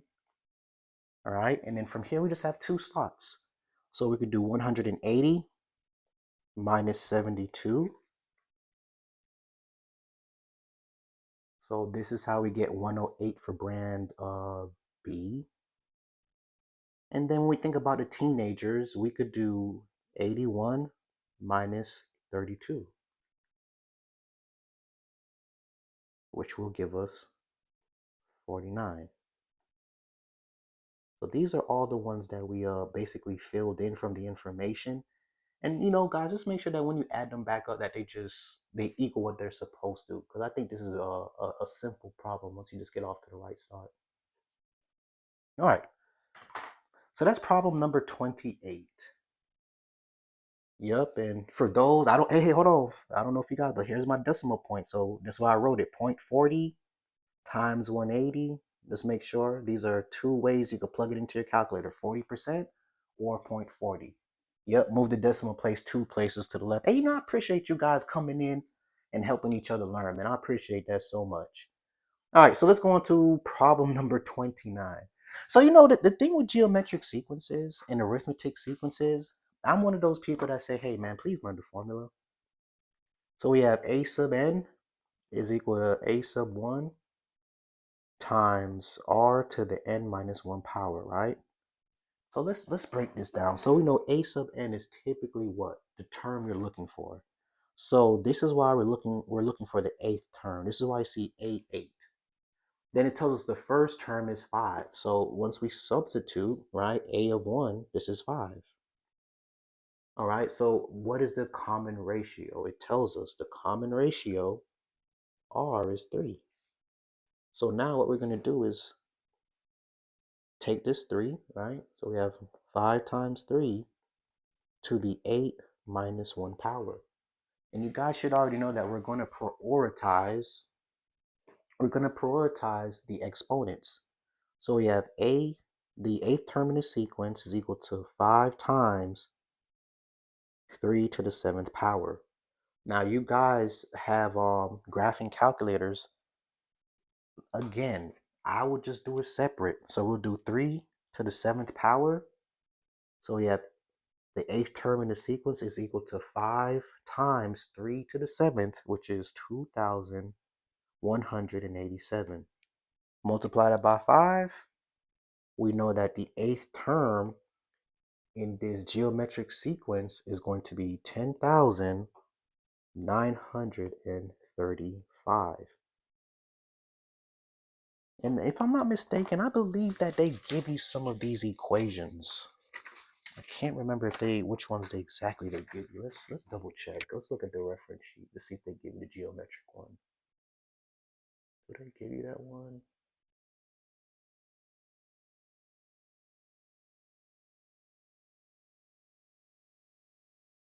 Yeah, so guys, I'm looking at the reference sheet. I think they give you the geometric and arithmetic sequence. So please don't bust your head trying to figure out what it is. Please go ahead and look for it. All right, use it to your advantage. Don't try to remember. All right, so we get over to problem number 30, and it tells us use the method of completing the square. Express x squared plus 14x minus 20 is equal to 0 in the form x minus p squared is equal to q. So with this type of problem, just remember that they're not asking you to solve it. They're not asking you to solve it. So if this is what you think you're supposed to do, no. So let's start this problem, right? So we have x squared plus 14x minus 28 is equal to 0. So we're completing the square, meaning we have to take that c term to the other side. So x squared plus 14x equal to 28. So earlier, let's just underline this. Someone asked me where did I get that 16. So remember that we're going to take that b term and divide it by 2 and then square it. So 14 divided by 2 is 7. 7 squared. Why did I put? Sorry about that. 49. Right? So this is where I come in here. I add 49 on one side, add 49 on the other. Now when we focus on the right side, right, 49 plus 28, I believe is 77. Yep, is equal to 77. Now for us to work from this trinomial to the binomial that will get us, it's the same thing that we did before. B divided by 2. But we're not going to square it. So, you need to know b divided by 2 and then b divided by 2 squared. Please know the difference. B divided by 2 squared gives us the c term of 49. That's how we found the c term. When we do b divided by 2, what that is going to give us is 14 divided by 2. That's 7. So x plus 7 to the second power is what gives us that trinomial. And essentially, we're done with the problem. If you look, we have x minus p, which is 7 squared, is equal to q, which in this problem is 77. So this is what your final answer should look like. Now, for the video purposes, all right, I'm going to switch to blue. Let's solve this. So if they wanted us to actually solve this, how would we do so, and what would the final answer look like? So again, we have to get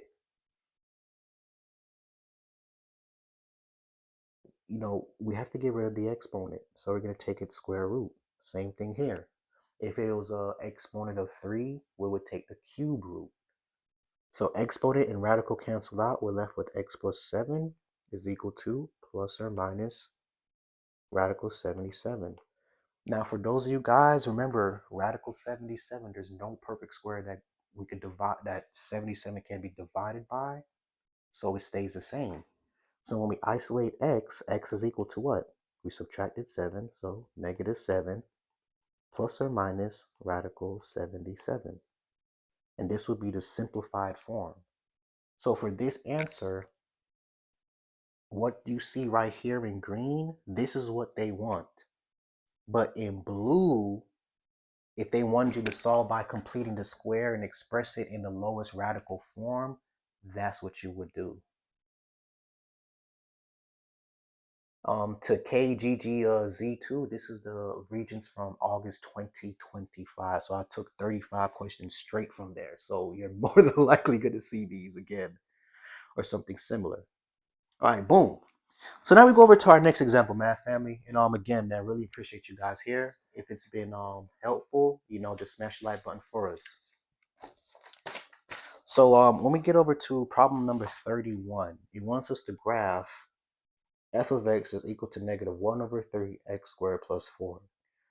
So one thing I want to tell you guys is that when you are making a sketch of a parabola, you do not need to know every x. So we don't need to know f of x for 1, 2, 3, 4, 5, 6. We're just making a sketch. So we just need to pick specific points. I would try to pick 2 to 3. So number one, we have to identify the vertex.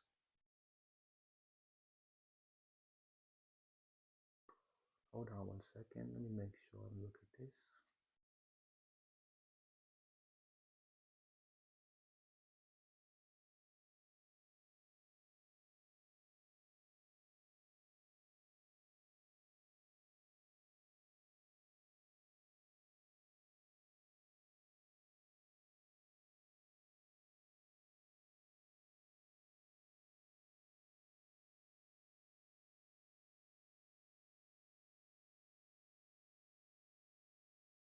Okay.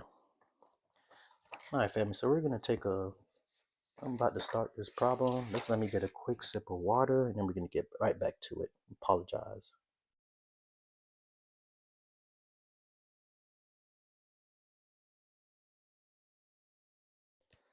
Okay.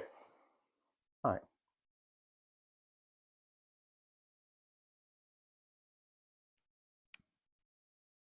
All right. So we're about to jump back into problem number 31.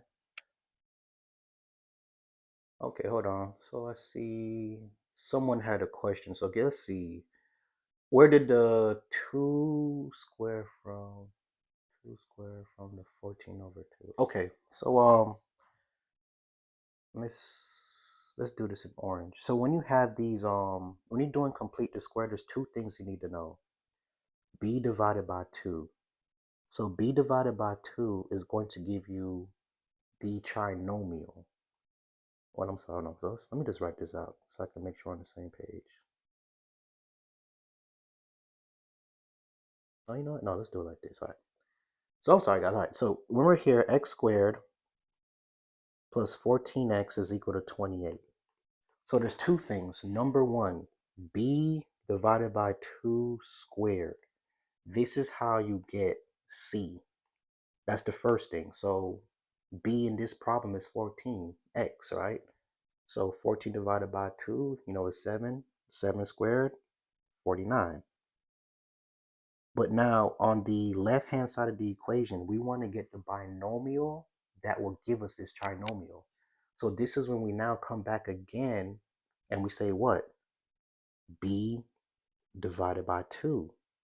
So now when I take that b and divide it by 2, I know that x plus 7 squared is what gives me this trinomial.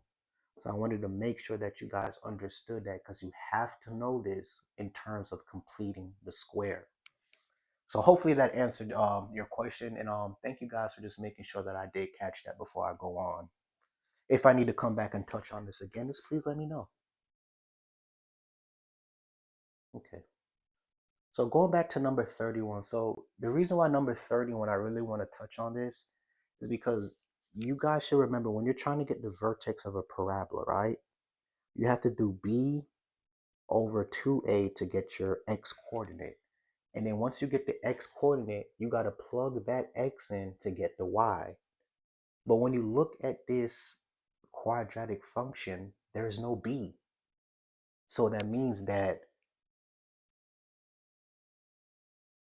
x is going to be equal to 0. The x coordinate for the vertex is equal to 0.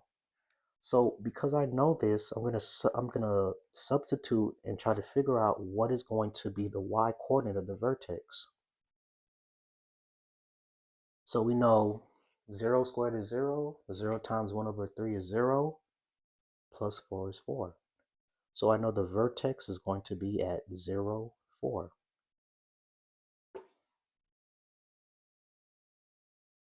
So that would be right here.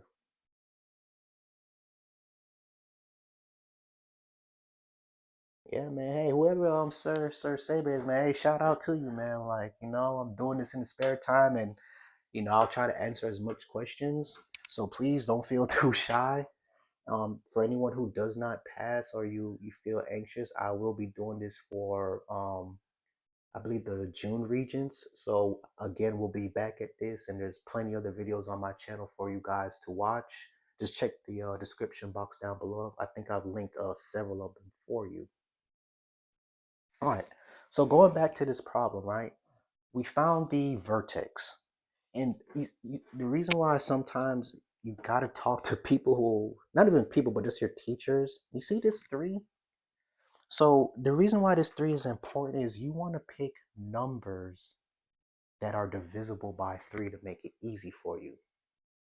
You could plug it into your calculator, but I've seen a lot of students make mistakes with that. So if you understand how to do it algebraically by hand, the calculator is easy. So that's just my method with it. You definitely can use the calculator. All right. So one thing I also want to tell you guys, coming back to this problem, because the denominator is 3, I would pick numbers that are divisible by 3 after you square it. So let me show you what I mean. So the first x I'm going to pick, right? Let's do f of 3. This is equal to negative 1 over 3 times 3 squared plus 4. So this is going to be equal to negative 1 over 3 times 9 plus 4. So if you look at this, negative 9 over 3 plus 4, this is just basically negative 3 plus 4. So we have an ordered pair. So when x is 3, the y coordinate is 1. So here goes our ordered pair. Now, something that you got to be mindful of is that with parabolas, right, the vertex cuts it in half. So when x is negative 3, it's also going to have the same coordinate of 1. So we don't have to do that much work. So let's label this, right? So 1, 2, 3.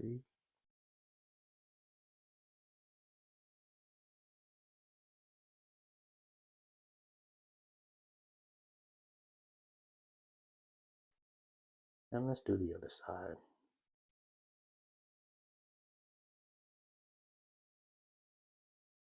All right. So because of this now, right, let's plot our 2 points, 3, 1, and negative 3, 1. Now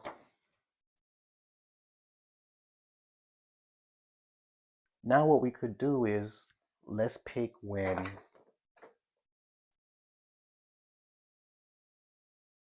x is 6. Do I want to do 6? Yeah, let's do 6.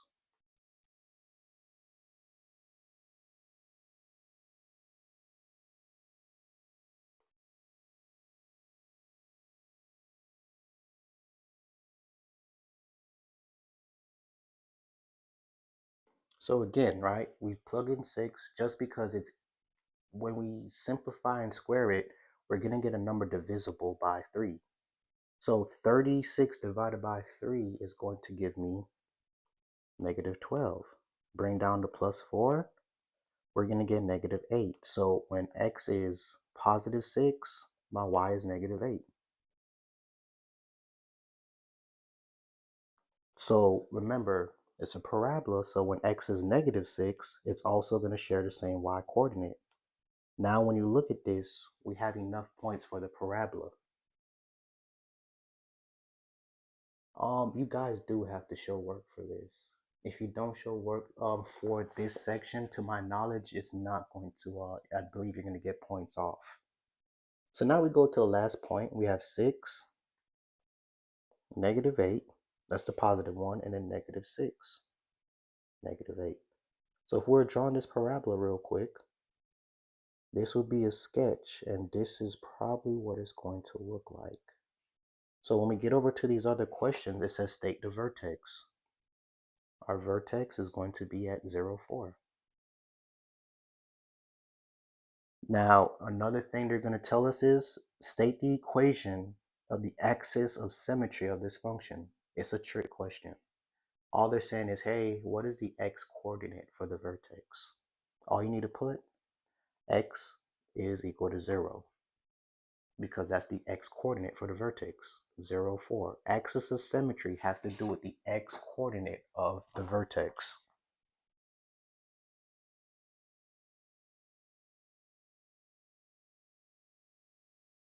All right, so we're moving on to the last three questions of the video, family. And again, really hope this has been helpful for you. So it tells us that Vince wants to rent a canoe while he is on vacation. The canoe rental company charges $18 for the first hour and $7.50 for each additional hour X. If Vince has $78 to spend on renting a canoe, write an inequality in terms of X that models the situation.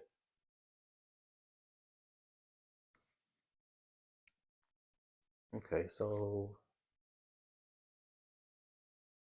yes, you're probably going to see this. So graphing quadratics, you guys are definitely going to see on this.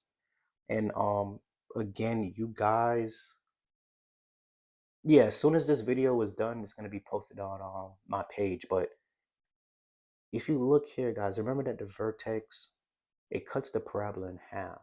So where x is equal to 1 and x is equal to -1, they have the same y coordinate. That's how parabolas work. So if you do basically one side of the parabola, you already know the other side.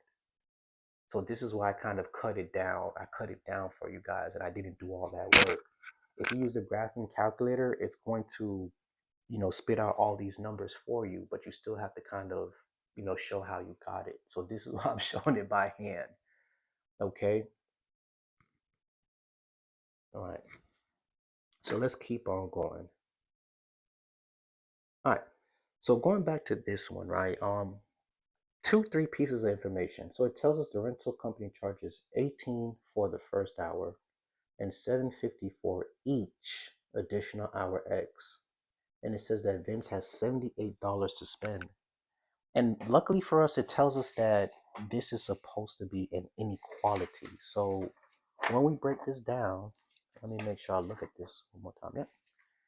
This is simple. So we have 7.50x, we don't know the amount of hours, plus the one-time fee is going to be less than or equal to 78. Another way you could write this is 18, right? The $18 for the first hour plus $7.50 per hour is less than or equal to 78. Just kind of remember that it typically takes that format. Y is equal to mx plus b. Here goes our x, right? Here goes our b, and this is our y. So kind of think about it in terms of that, okay? All right, so continuing on to this now. So now it says algebraically determine the maximum number of hours that Vince can rent a canoe. So based off this problem, right? They're saying if you only have $78, what's your max? So we're taking the same expression and we're just solving to understand, okay, how many hours can he afford with the amount of money that he has? So we're going to subtract 18, right? It's like a regular equation. 7.50x is less than or equal to 60.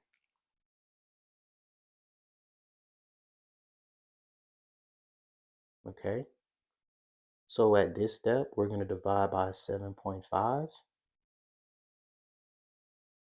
Right? X is less than or equal to, and let's what answer did we get when we divided?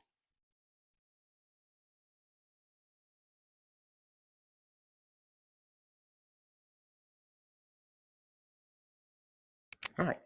So when we look at this, it looks like the maximum number of hours that Vince can rent the canoe would be 8 or less.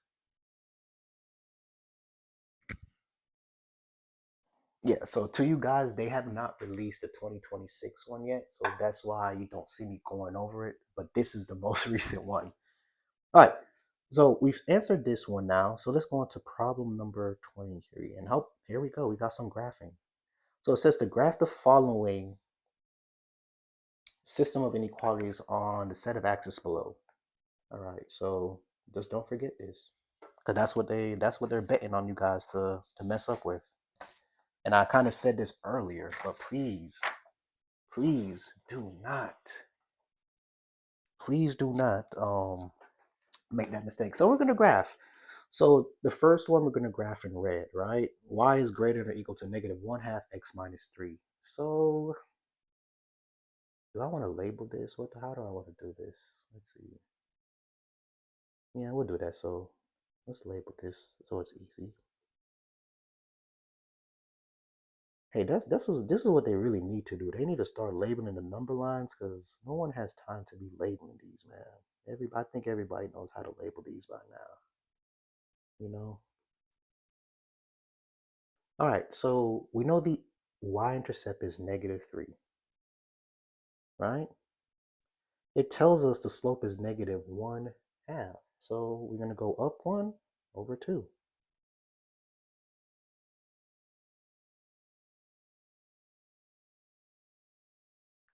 All right, so when we look at the orientation, right, this one is greater than or equal to. So that means, let's have a point down here to make sure it's consistent.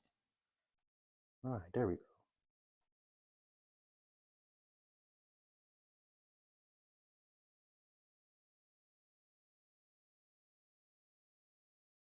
All right. So when we look at this now, let's just see what area we're going to shade in. So I'm going to substitute in 0, 0. So 0 is greater than or equal to 0 minus 3. So we're saying that 0 is greater than or equal to -3. Because that is true, we're shading above this green line. All right, that's the solution set.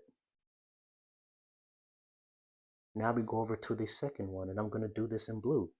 So first thing you want to do, slope-intercept form. So after we add 2x, y is less than positive 2x plus 5.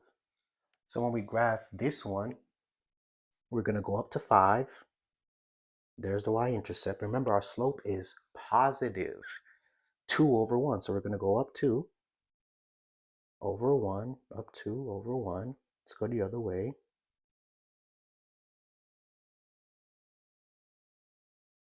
Perfect.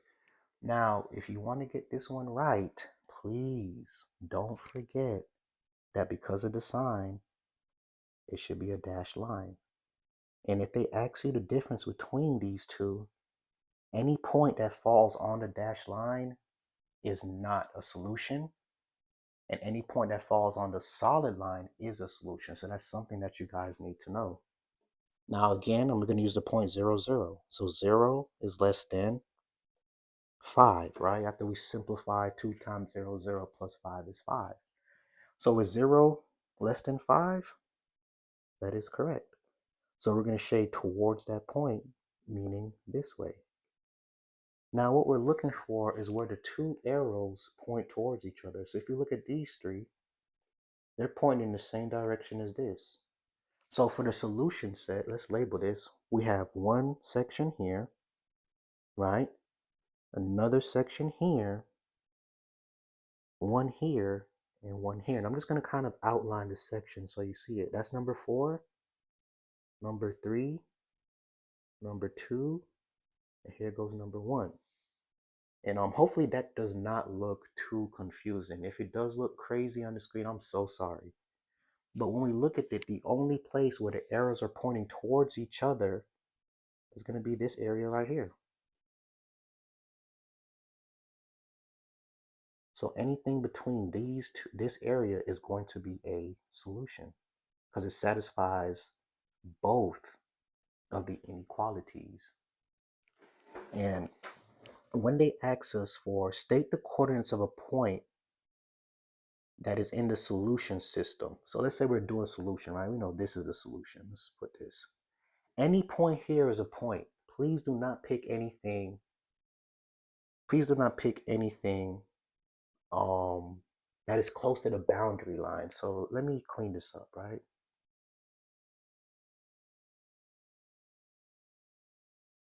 So when I say the boundary line, please don't pick anything that's like right on this point right here.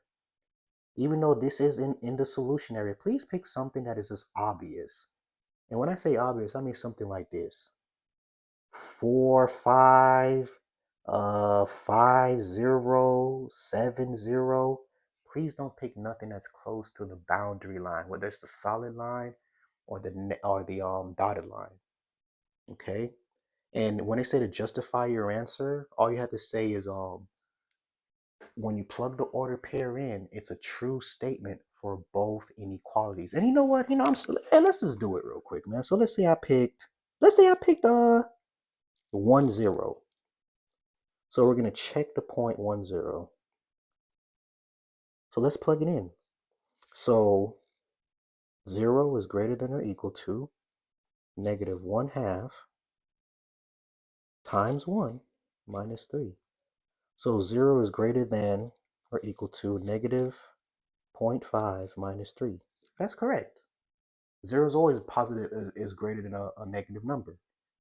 The second one, 0 minus, right, 2 times 1 is less than 5. So negative 2 is less than 5. Correct statement.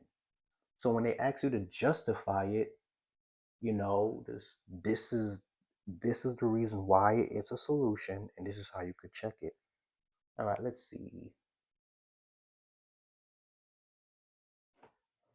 33. What's the question on 33? Someone in the question on 33 after this. Okay, I'm looking. So give this person a couple seconds to see if they could ask what the question is before I go on. Thank you.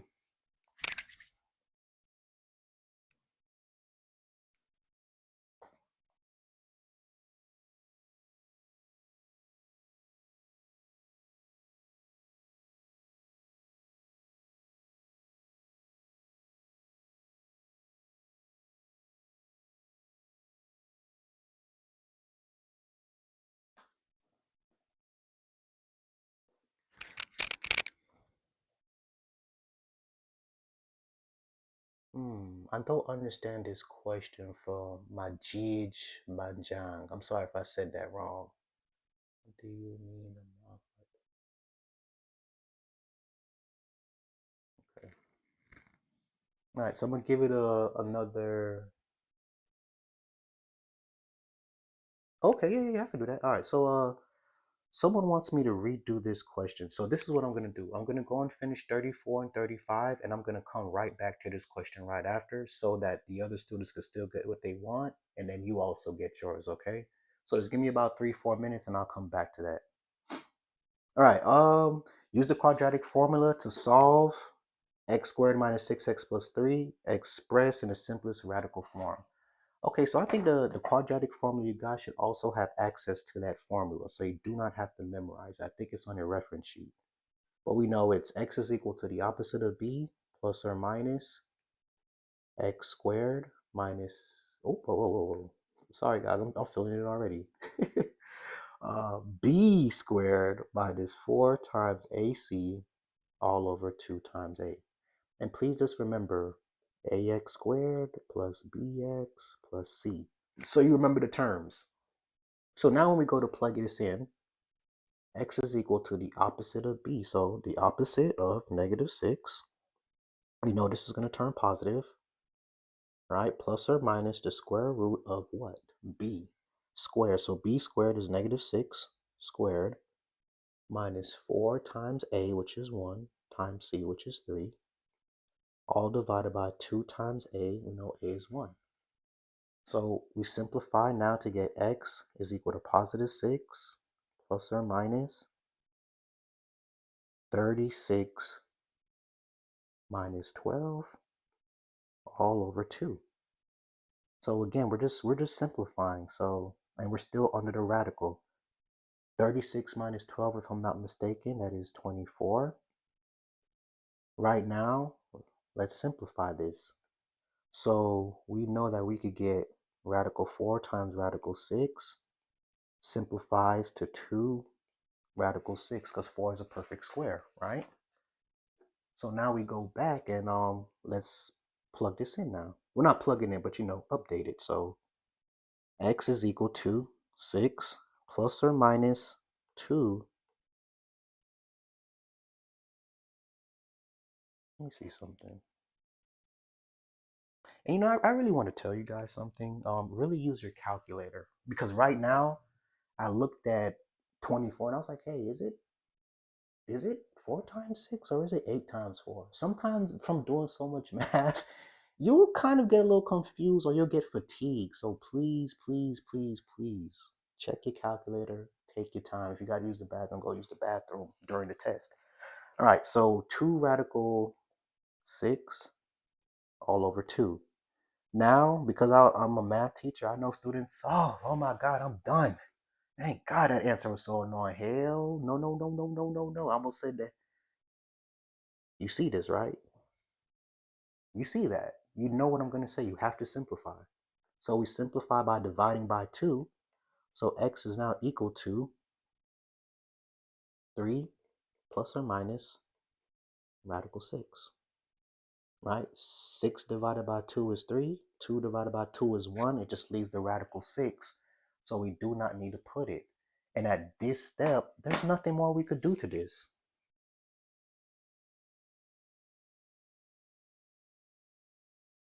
Yeah. And just like, hey, y'all need to really, hey, I hope you guys are friends with Sir Saber because he's helping you. He said it, hey, write it out. A is equal to 1, B is equal to -6, C is equal to 3. And even though it may sound elementary, simple, whatever word you want to use, these are some of the small things that will improve your accuracy. Because a lot of the times, guys, it's not that you don't know, it's just you made a small, simple mistake. Like adding wrong or having an incorrect sign or incorrect substitution. It's never that you didn't understand. It's typically just a small mistake. So please consider that. All right. So we're moving on to the last problem of this video, family. And again, thank you guys so much. I do wish everyone the best of luck tomorrow. Just take your time. Remember, life does not end if you don't pass. I failed plenty of tests, man. You'll be okay. But let's do it.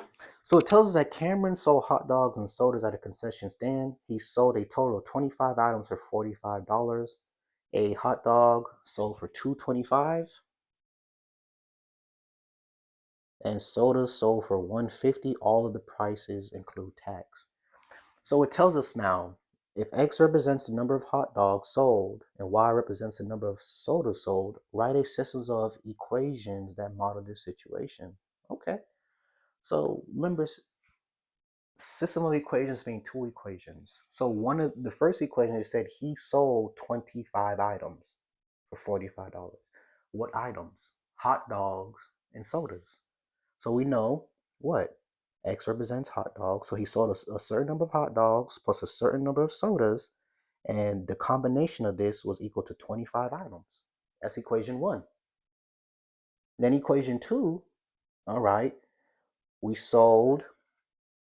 So each hot dog is $2.25. We don't know how much we sold. That's X.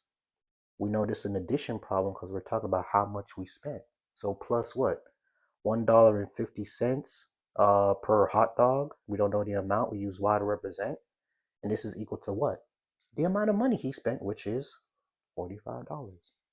So equation number 1, equation number 2. It should be that simple for you all. Now we get to the second part. Determine algebraically the number of hot dogs Cameron sold and the number of sodas he sold. So at this point right here, family, this is just basically systems of equations. There's different methods for us to solve. So let's see, what am I going to do to solve? How do I want to do this?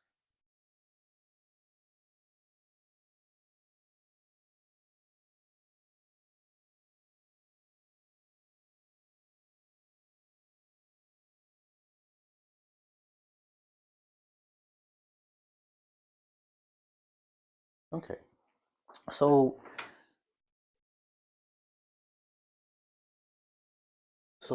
what I'm doing here right now, right? Remember, guys, there's ways you could do this. I think the best way is to use substitution because of the decimals. So what does Peters mean? I'm going to solve equation 1 for y. So that means y is equal to negative x plus 25. Okay? Now the second equation, I'm going to switch to red.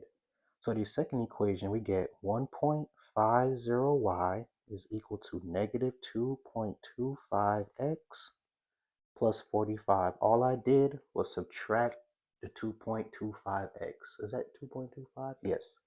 Now to get it by itself, we're going to divide by 1.50 because we're solving for y. And we divide everything by 1.50. So the final equation is y is equal to, and let me double check this real quick,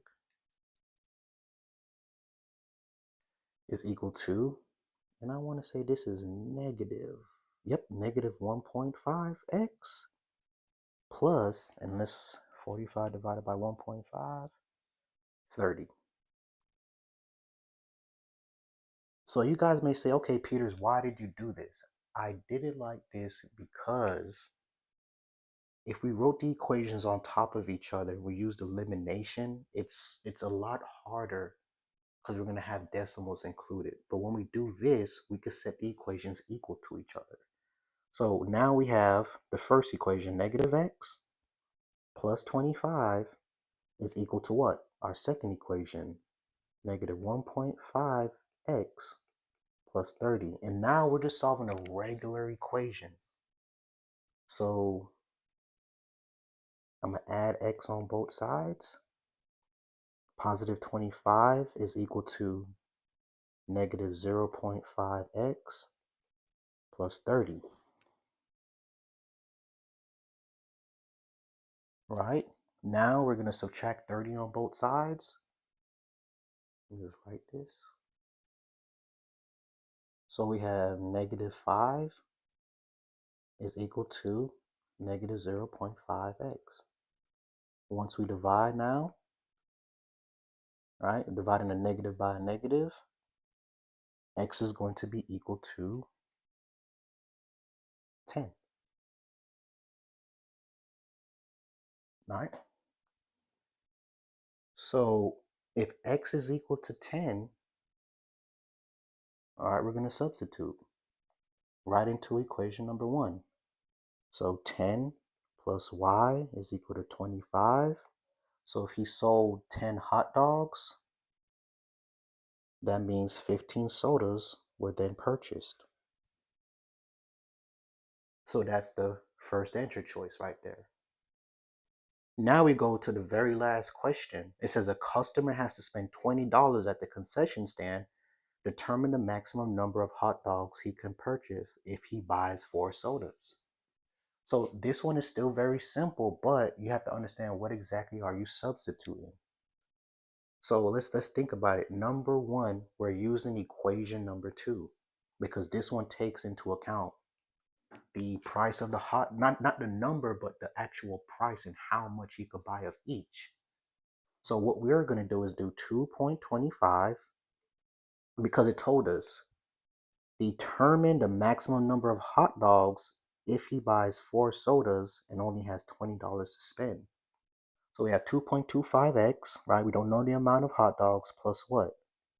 1.5y. But remember, y represents the sodas and they told us it's 4. And this is not equal to 45. This is equal to 20 because they told us our new balance, or budget, I should say. So from this step now, I'm just going to simplify. 2.25x plus, and I want to say this is 6 if I'm not mistaken. Yeah, 6. Plus 6 is equal to 20. So we're going to subtract 6 on both sides.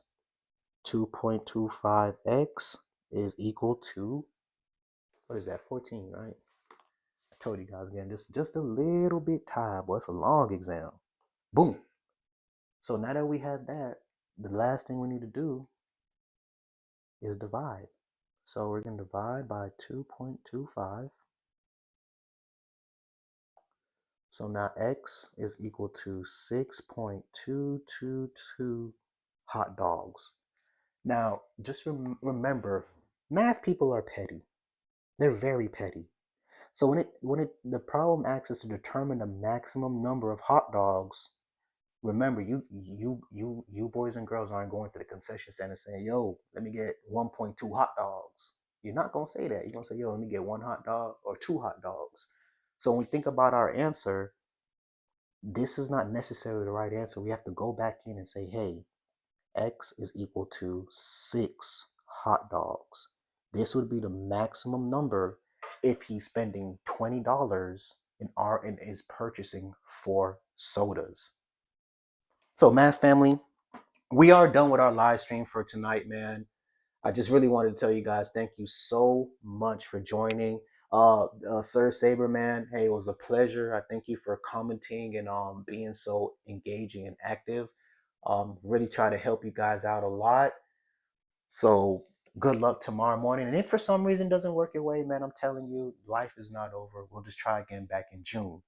But hope you guys have a good luck tomorrow. And then for the students who have a few extra questions, I'm going to start by going back up to number 33. I think I had a question there. And then from there, we'll officially wrap it up. Again, thank you guys for joining Algebra with Mr. Peters for this 2026 Regents Review. Please don't forget to smash the like button on your way out and just comment down below and share this to your other friends who may be also taking this exam. All right. So going back to number 33. Let's do it. So you wanted me to do from start to finish. Let me just grab my notes one more time. All right. Get that confidence up. Math is 50% confidence. When you are nervous or anxious, you don't think the same. I'm being very honest with you. You're not going to think the same. So that's why your teachers tell you, hey, take a deep breath, relax. It's not the end of the world. Okay, so starting off with number 33. Remember that when you have a or equal to sign in your graphing, that means your line is going to be solid. And then when you have a greater than or less than, it's going to be dashed. You have to know that because that's very big. So I start off by just labeling the axis, okay?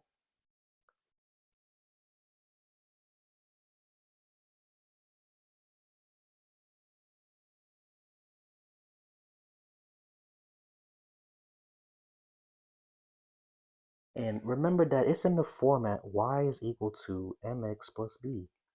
So we're going to just start off with the y-intercept. So this first one is going to be in green, and the second one I'm going to try to do in blue. So right, because of the sign, it has to be a solid line. So here goes the first line. Now, you have to remember where to shade. Typically, if it's greater than, you're going to shade above the line. If it's less than, you're going to shade under. But I always tell students, because they overthink it, just substitute. And we normally use the point 0, 0. So if it's a true statement, you shade in that area where the point is. If it's a false statement, you shade in the opposite. So when we plug 0, 0 into equation 1, we're saying 0 is greater than or equal to negative 1/2 times 0 minus 3. When we simplify this, we're saying 0 is greater than or equal to negative 3, which is true. So remember, 0, 0, I'm going to put this in orange. This is where this is. So we're going to shade towards that point. If it was a false statement, right, if we said 0 is less than or equal to negative 3, we would shade under this line away from the point. So that's the first line. Now the second line, we notice that it's not in slope-intercept form. So what I did was just add 2x to get it in slope-intercept form. So this is why we have y is less than positive 2x plus 5. So again, starting with the y-intercept, here it is at positive 5. This is a positive slope, so it's going to look like we're climbing up some stairs. So I could go up 2 to the right 1. Here goes another point. Do the same thing again. And if I go the opposite way, I could go down 2 to the left 1. But now when we're connecting the dots for this line, because of the sign, there's no or equal to, we have to use a dashed line.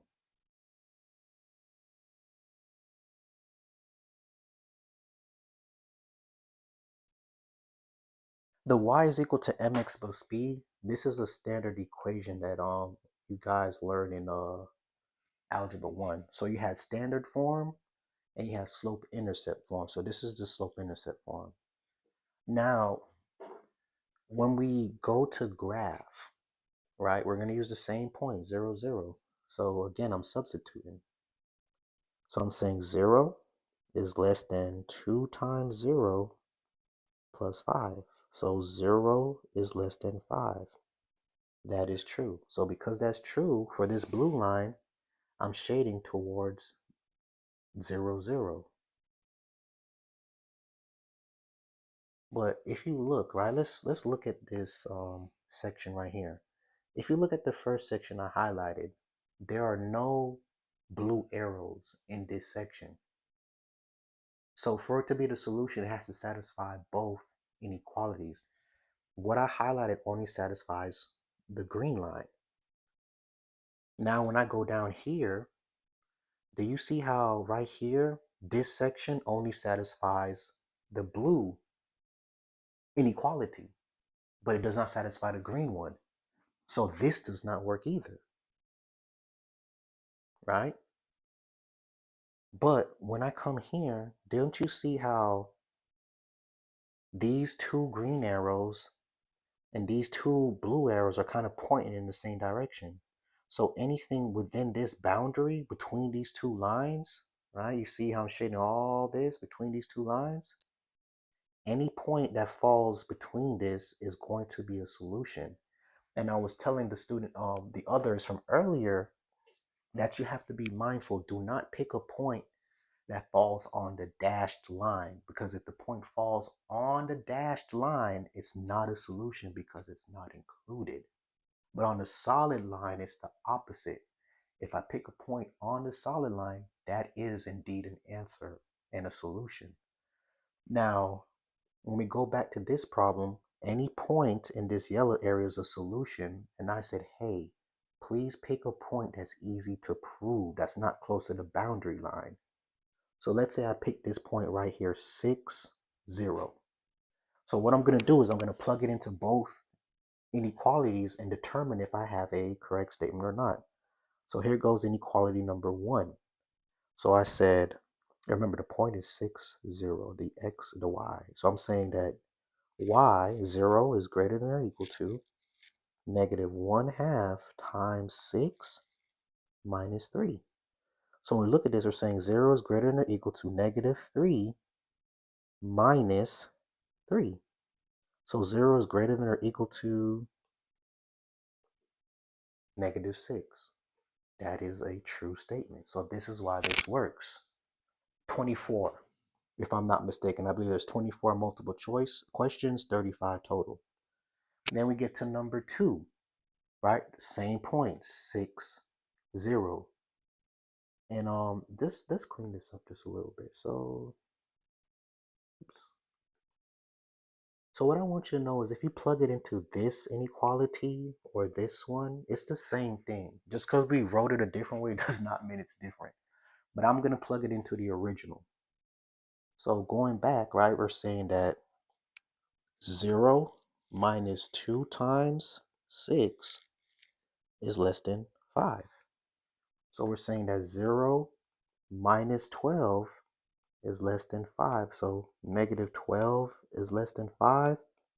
That is a true statement. So the point 60 satisfies both of the inequalities. So we're gonna end it right here, math family. Before I go, the packet that we did tonight is the August 2025 Algebra Regents. It's the most recent one. I'm sorry. The January 2026 has not been released to us. But if for some reason you guys come back in the future and you want to practice on that one for the June Regents, I am definitely going to go over it. But that's going to be it for the live tonight, guys. Like I said, thank you so much for participating. I wish you the best of luck. And on your way out, man, just smash the like button for us. And always, thank you guys for continued support and watch Algebra with Mr. P.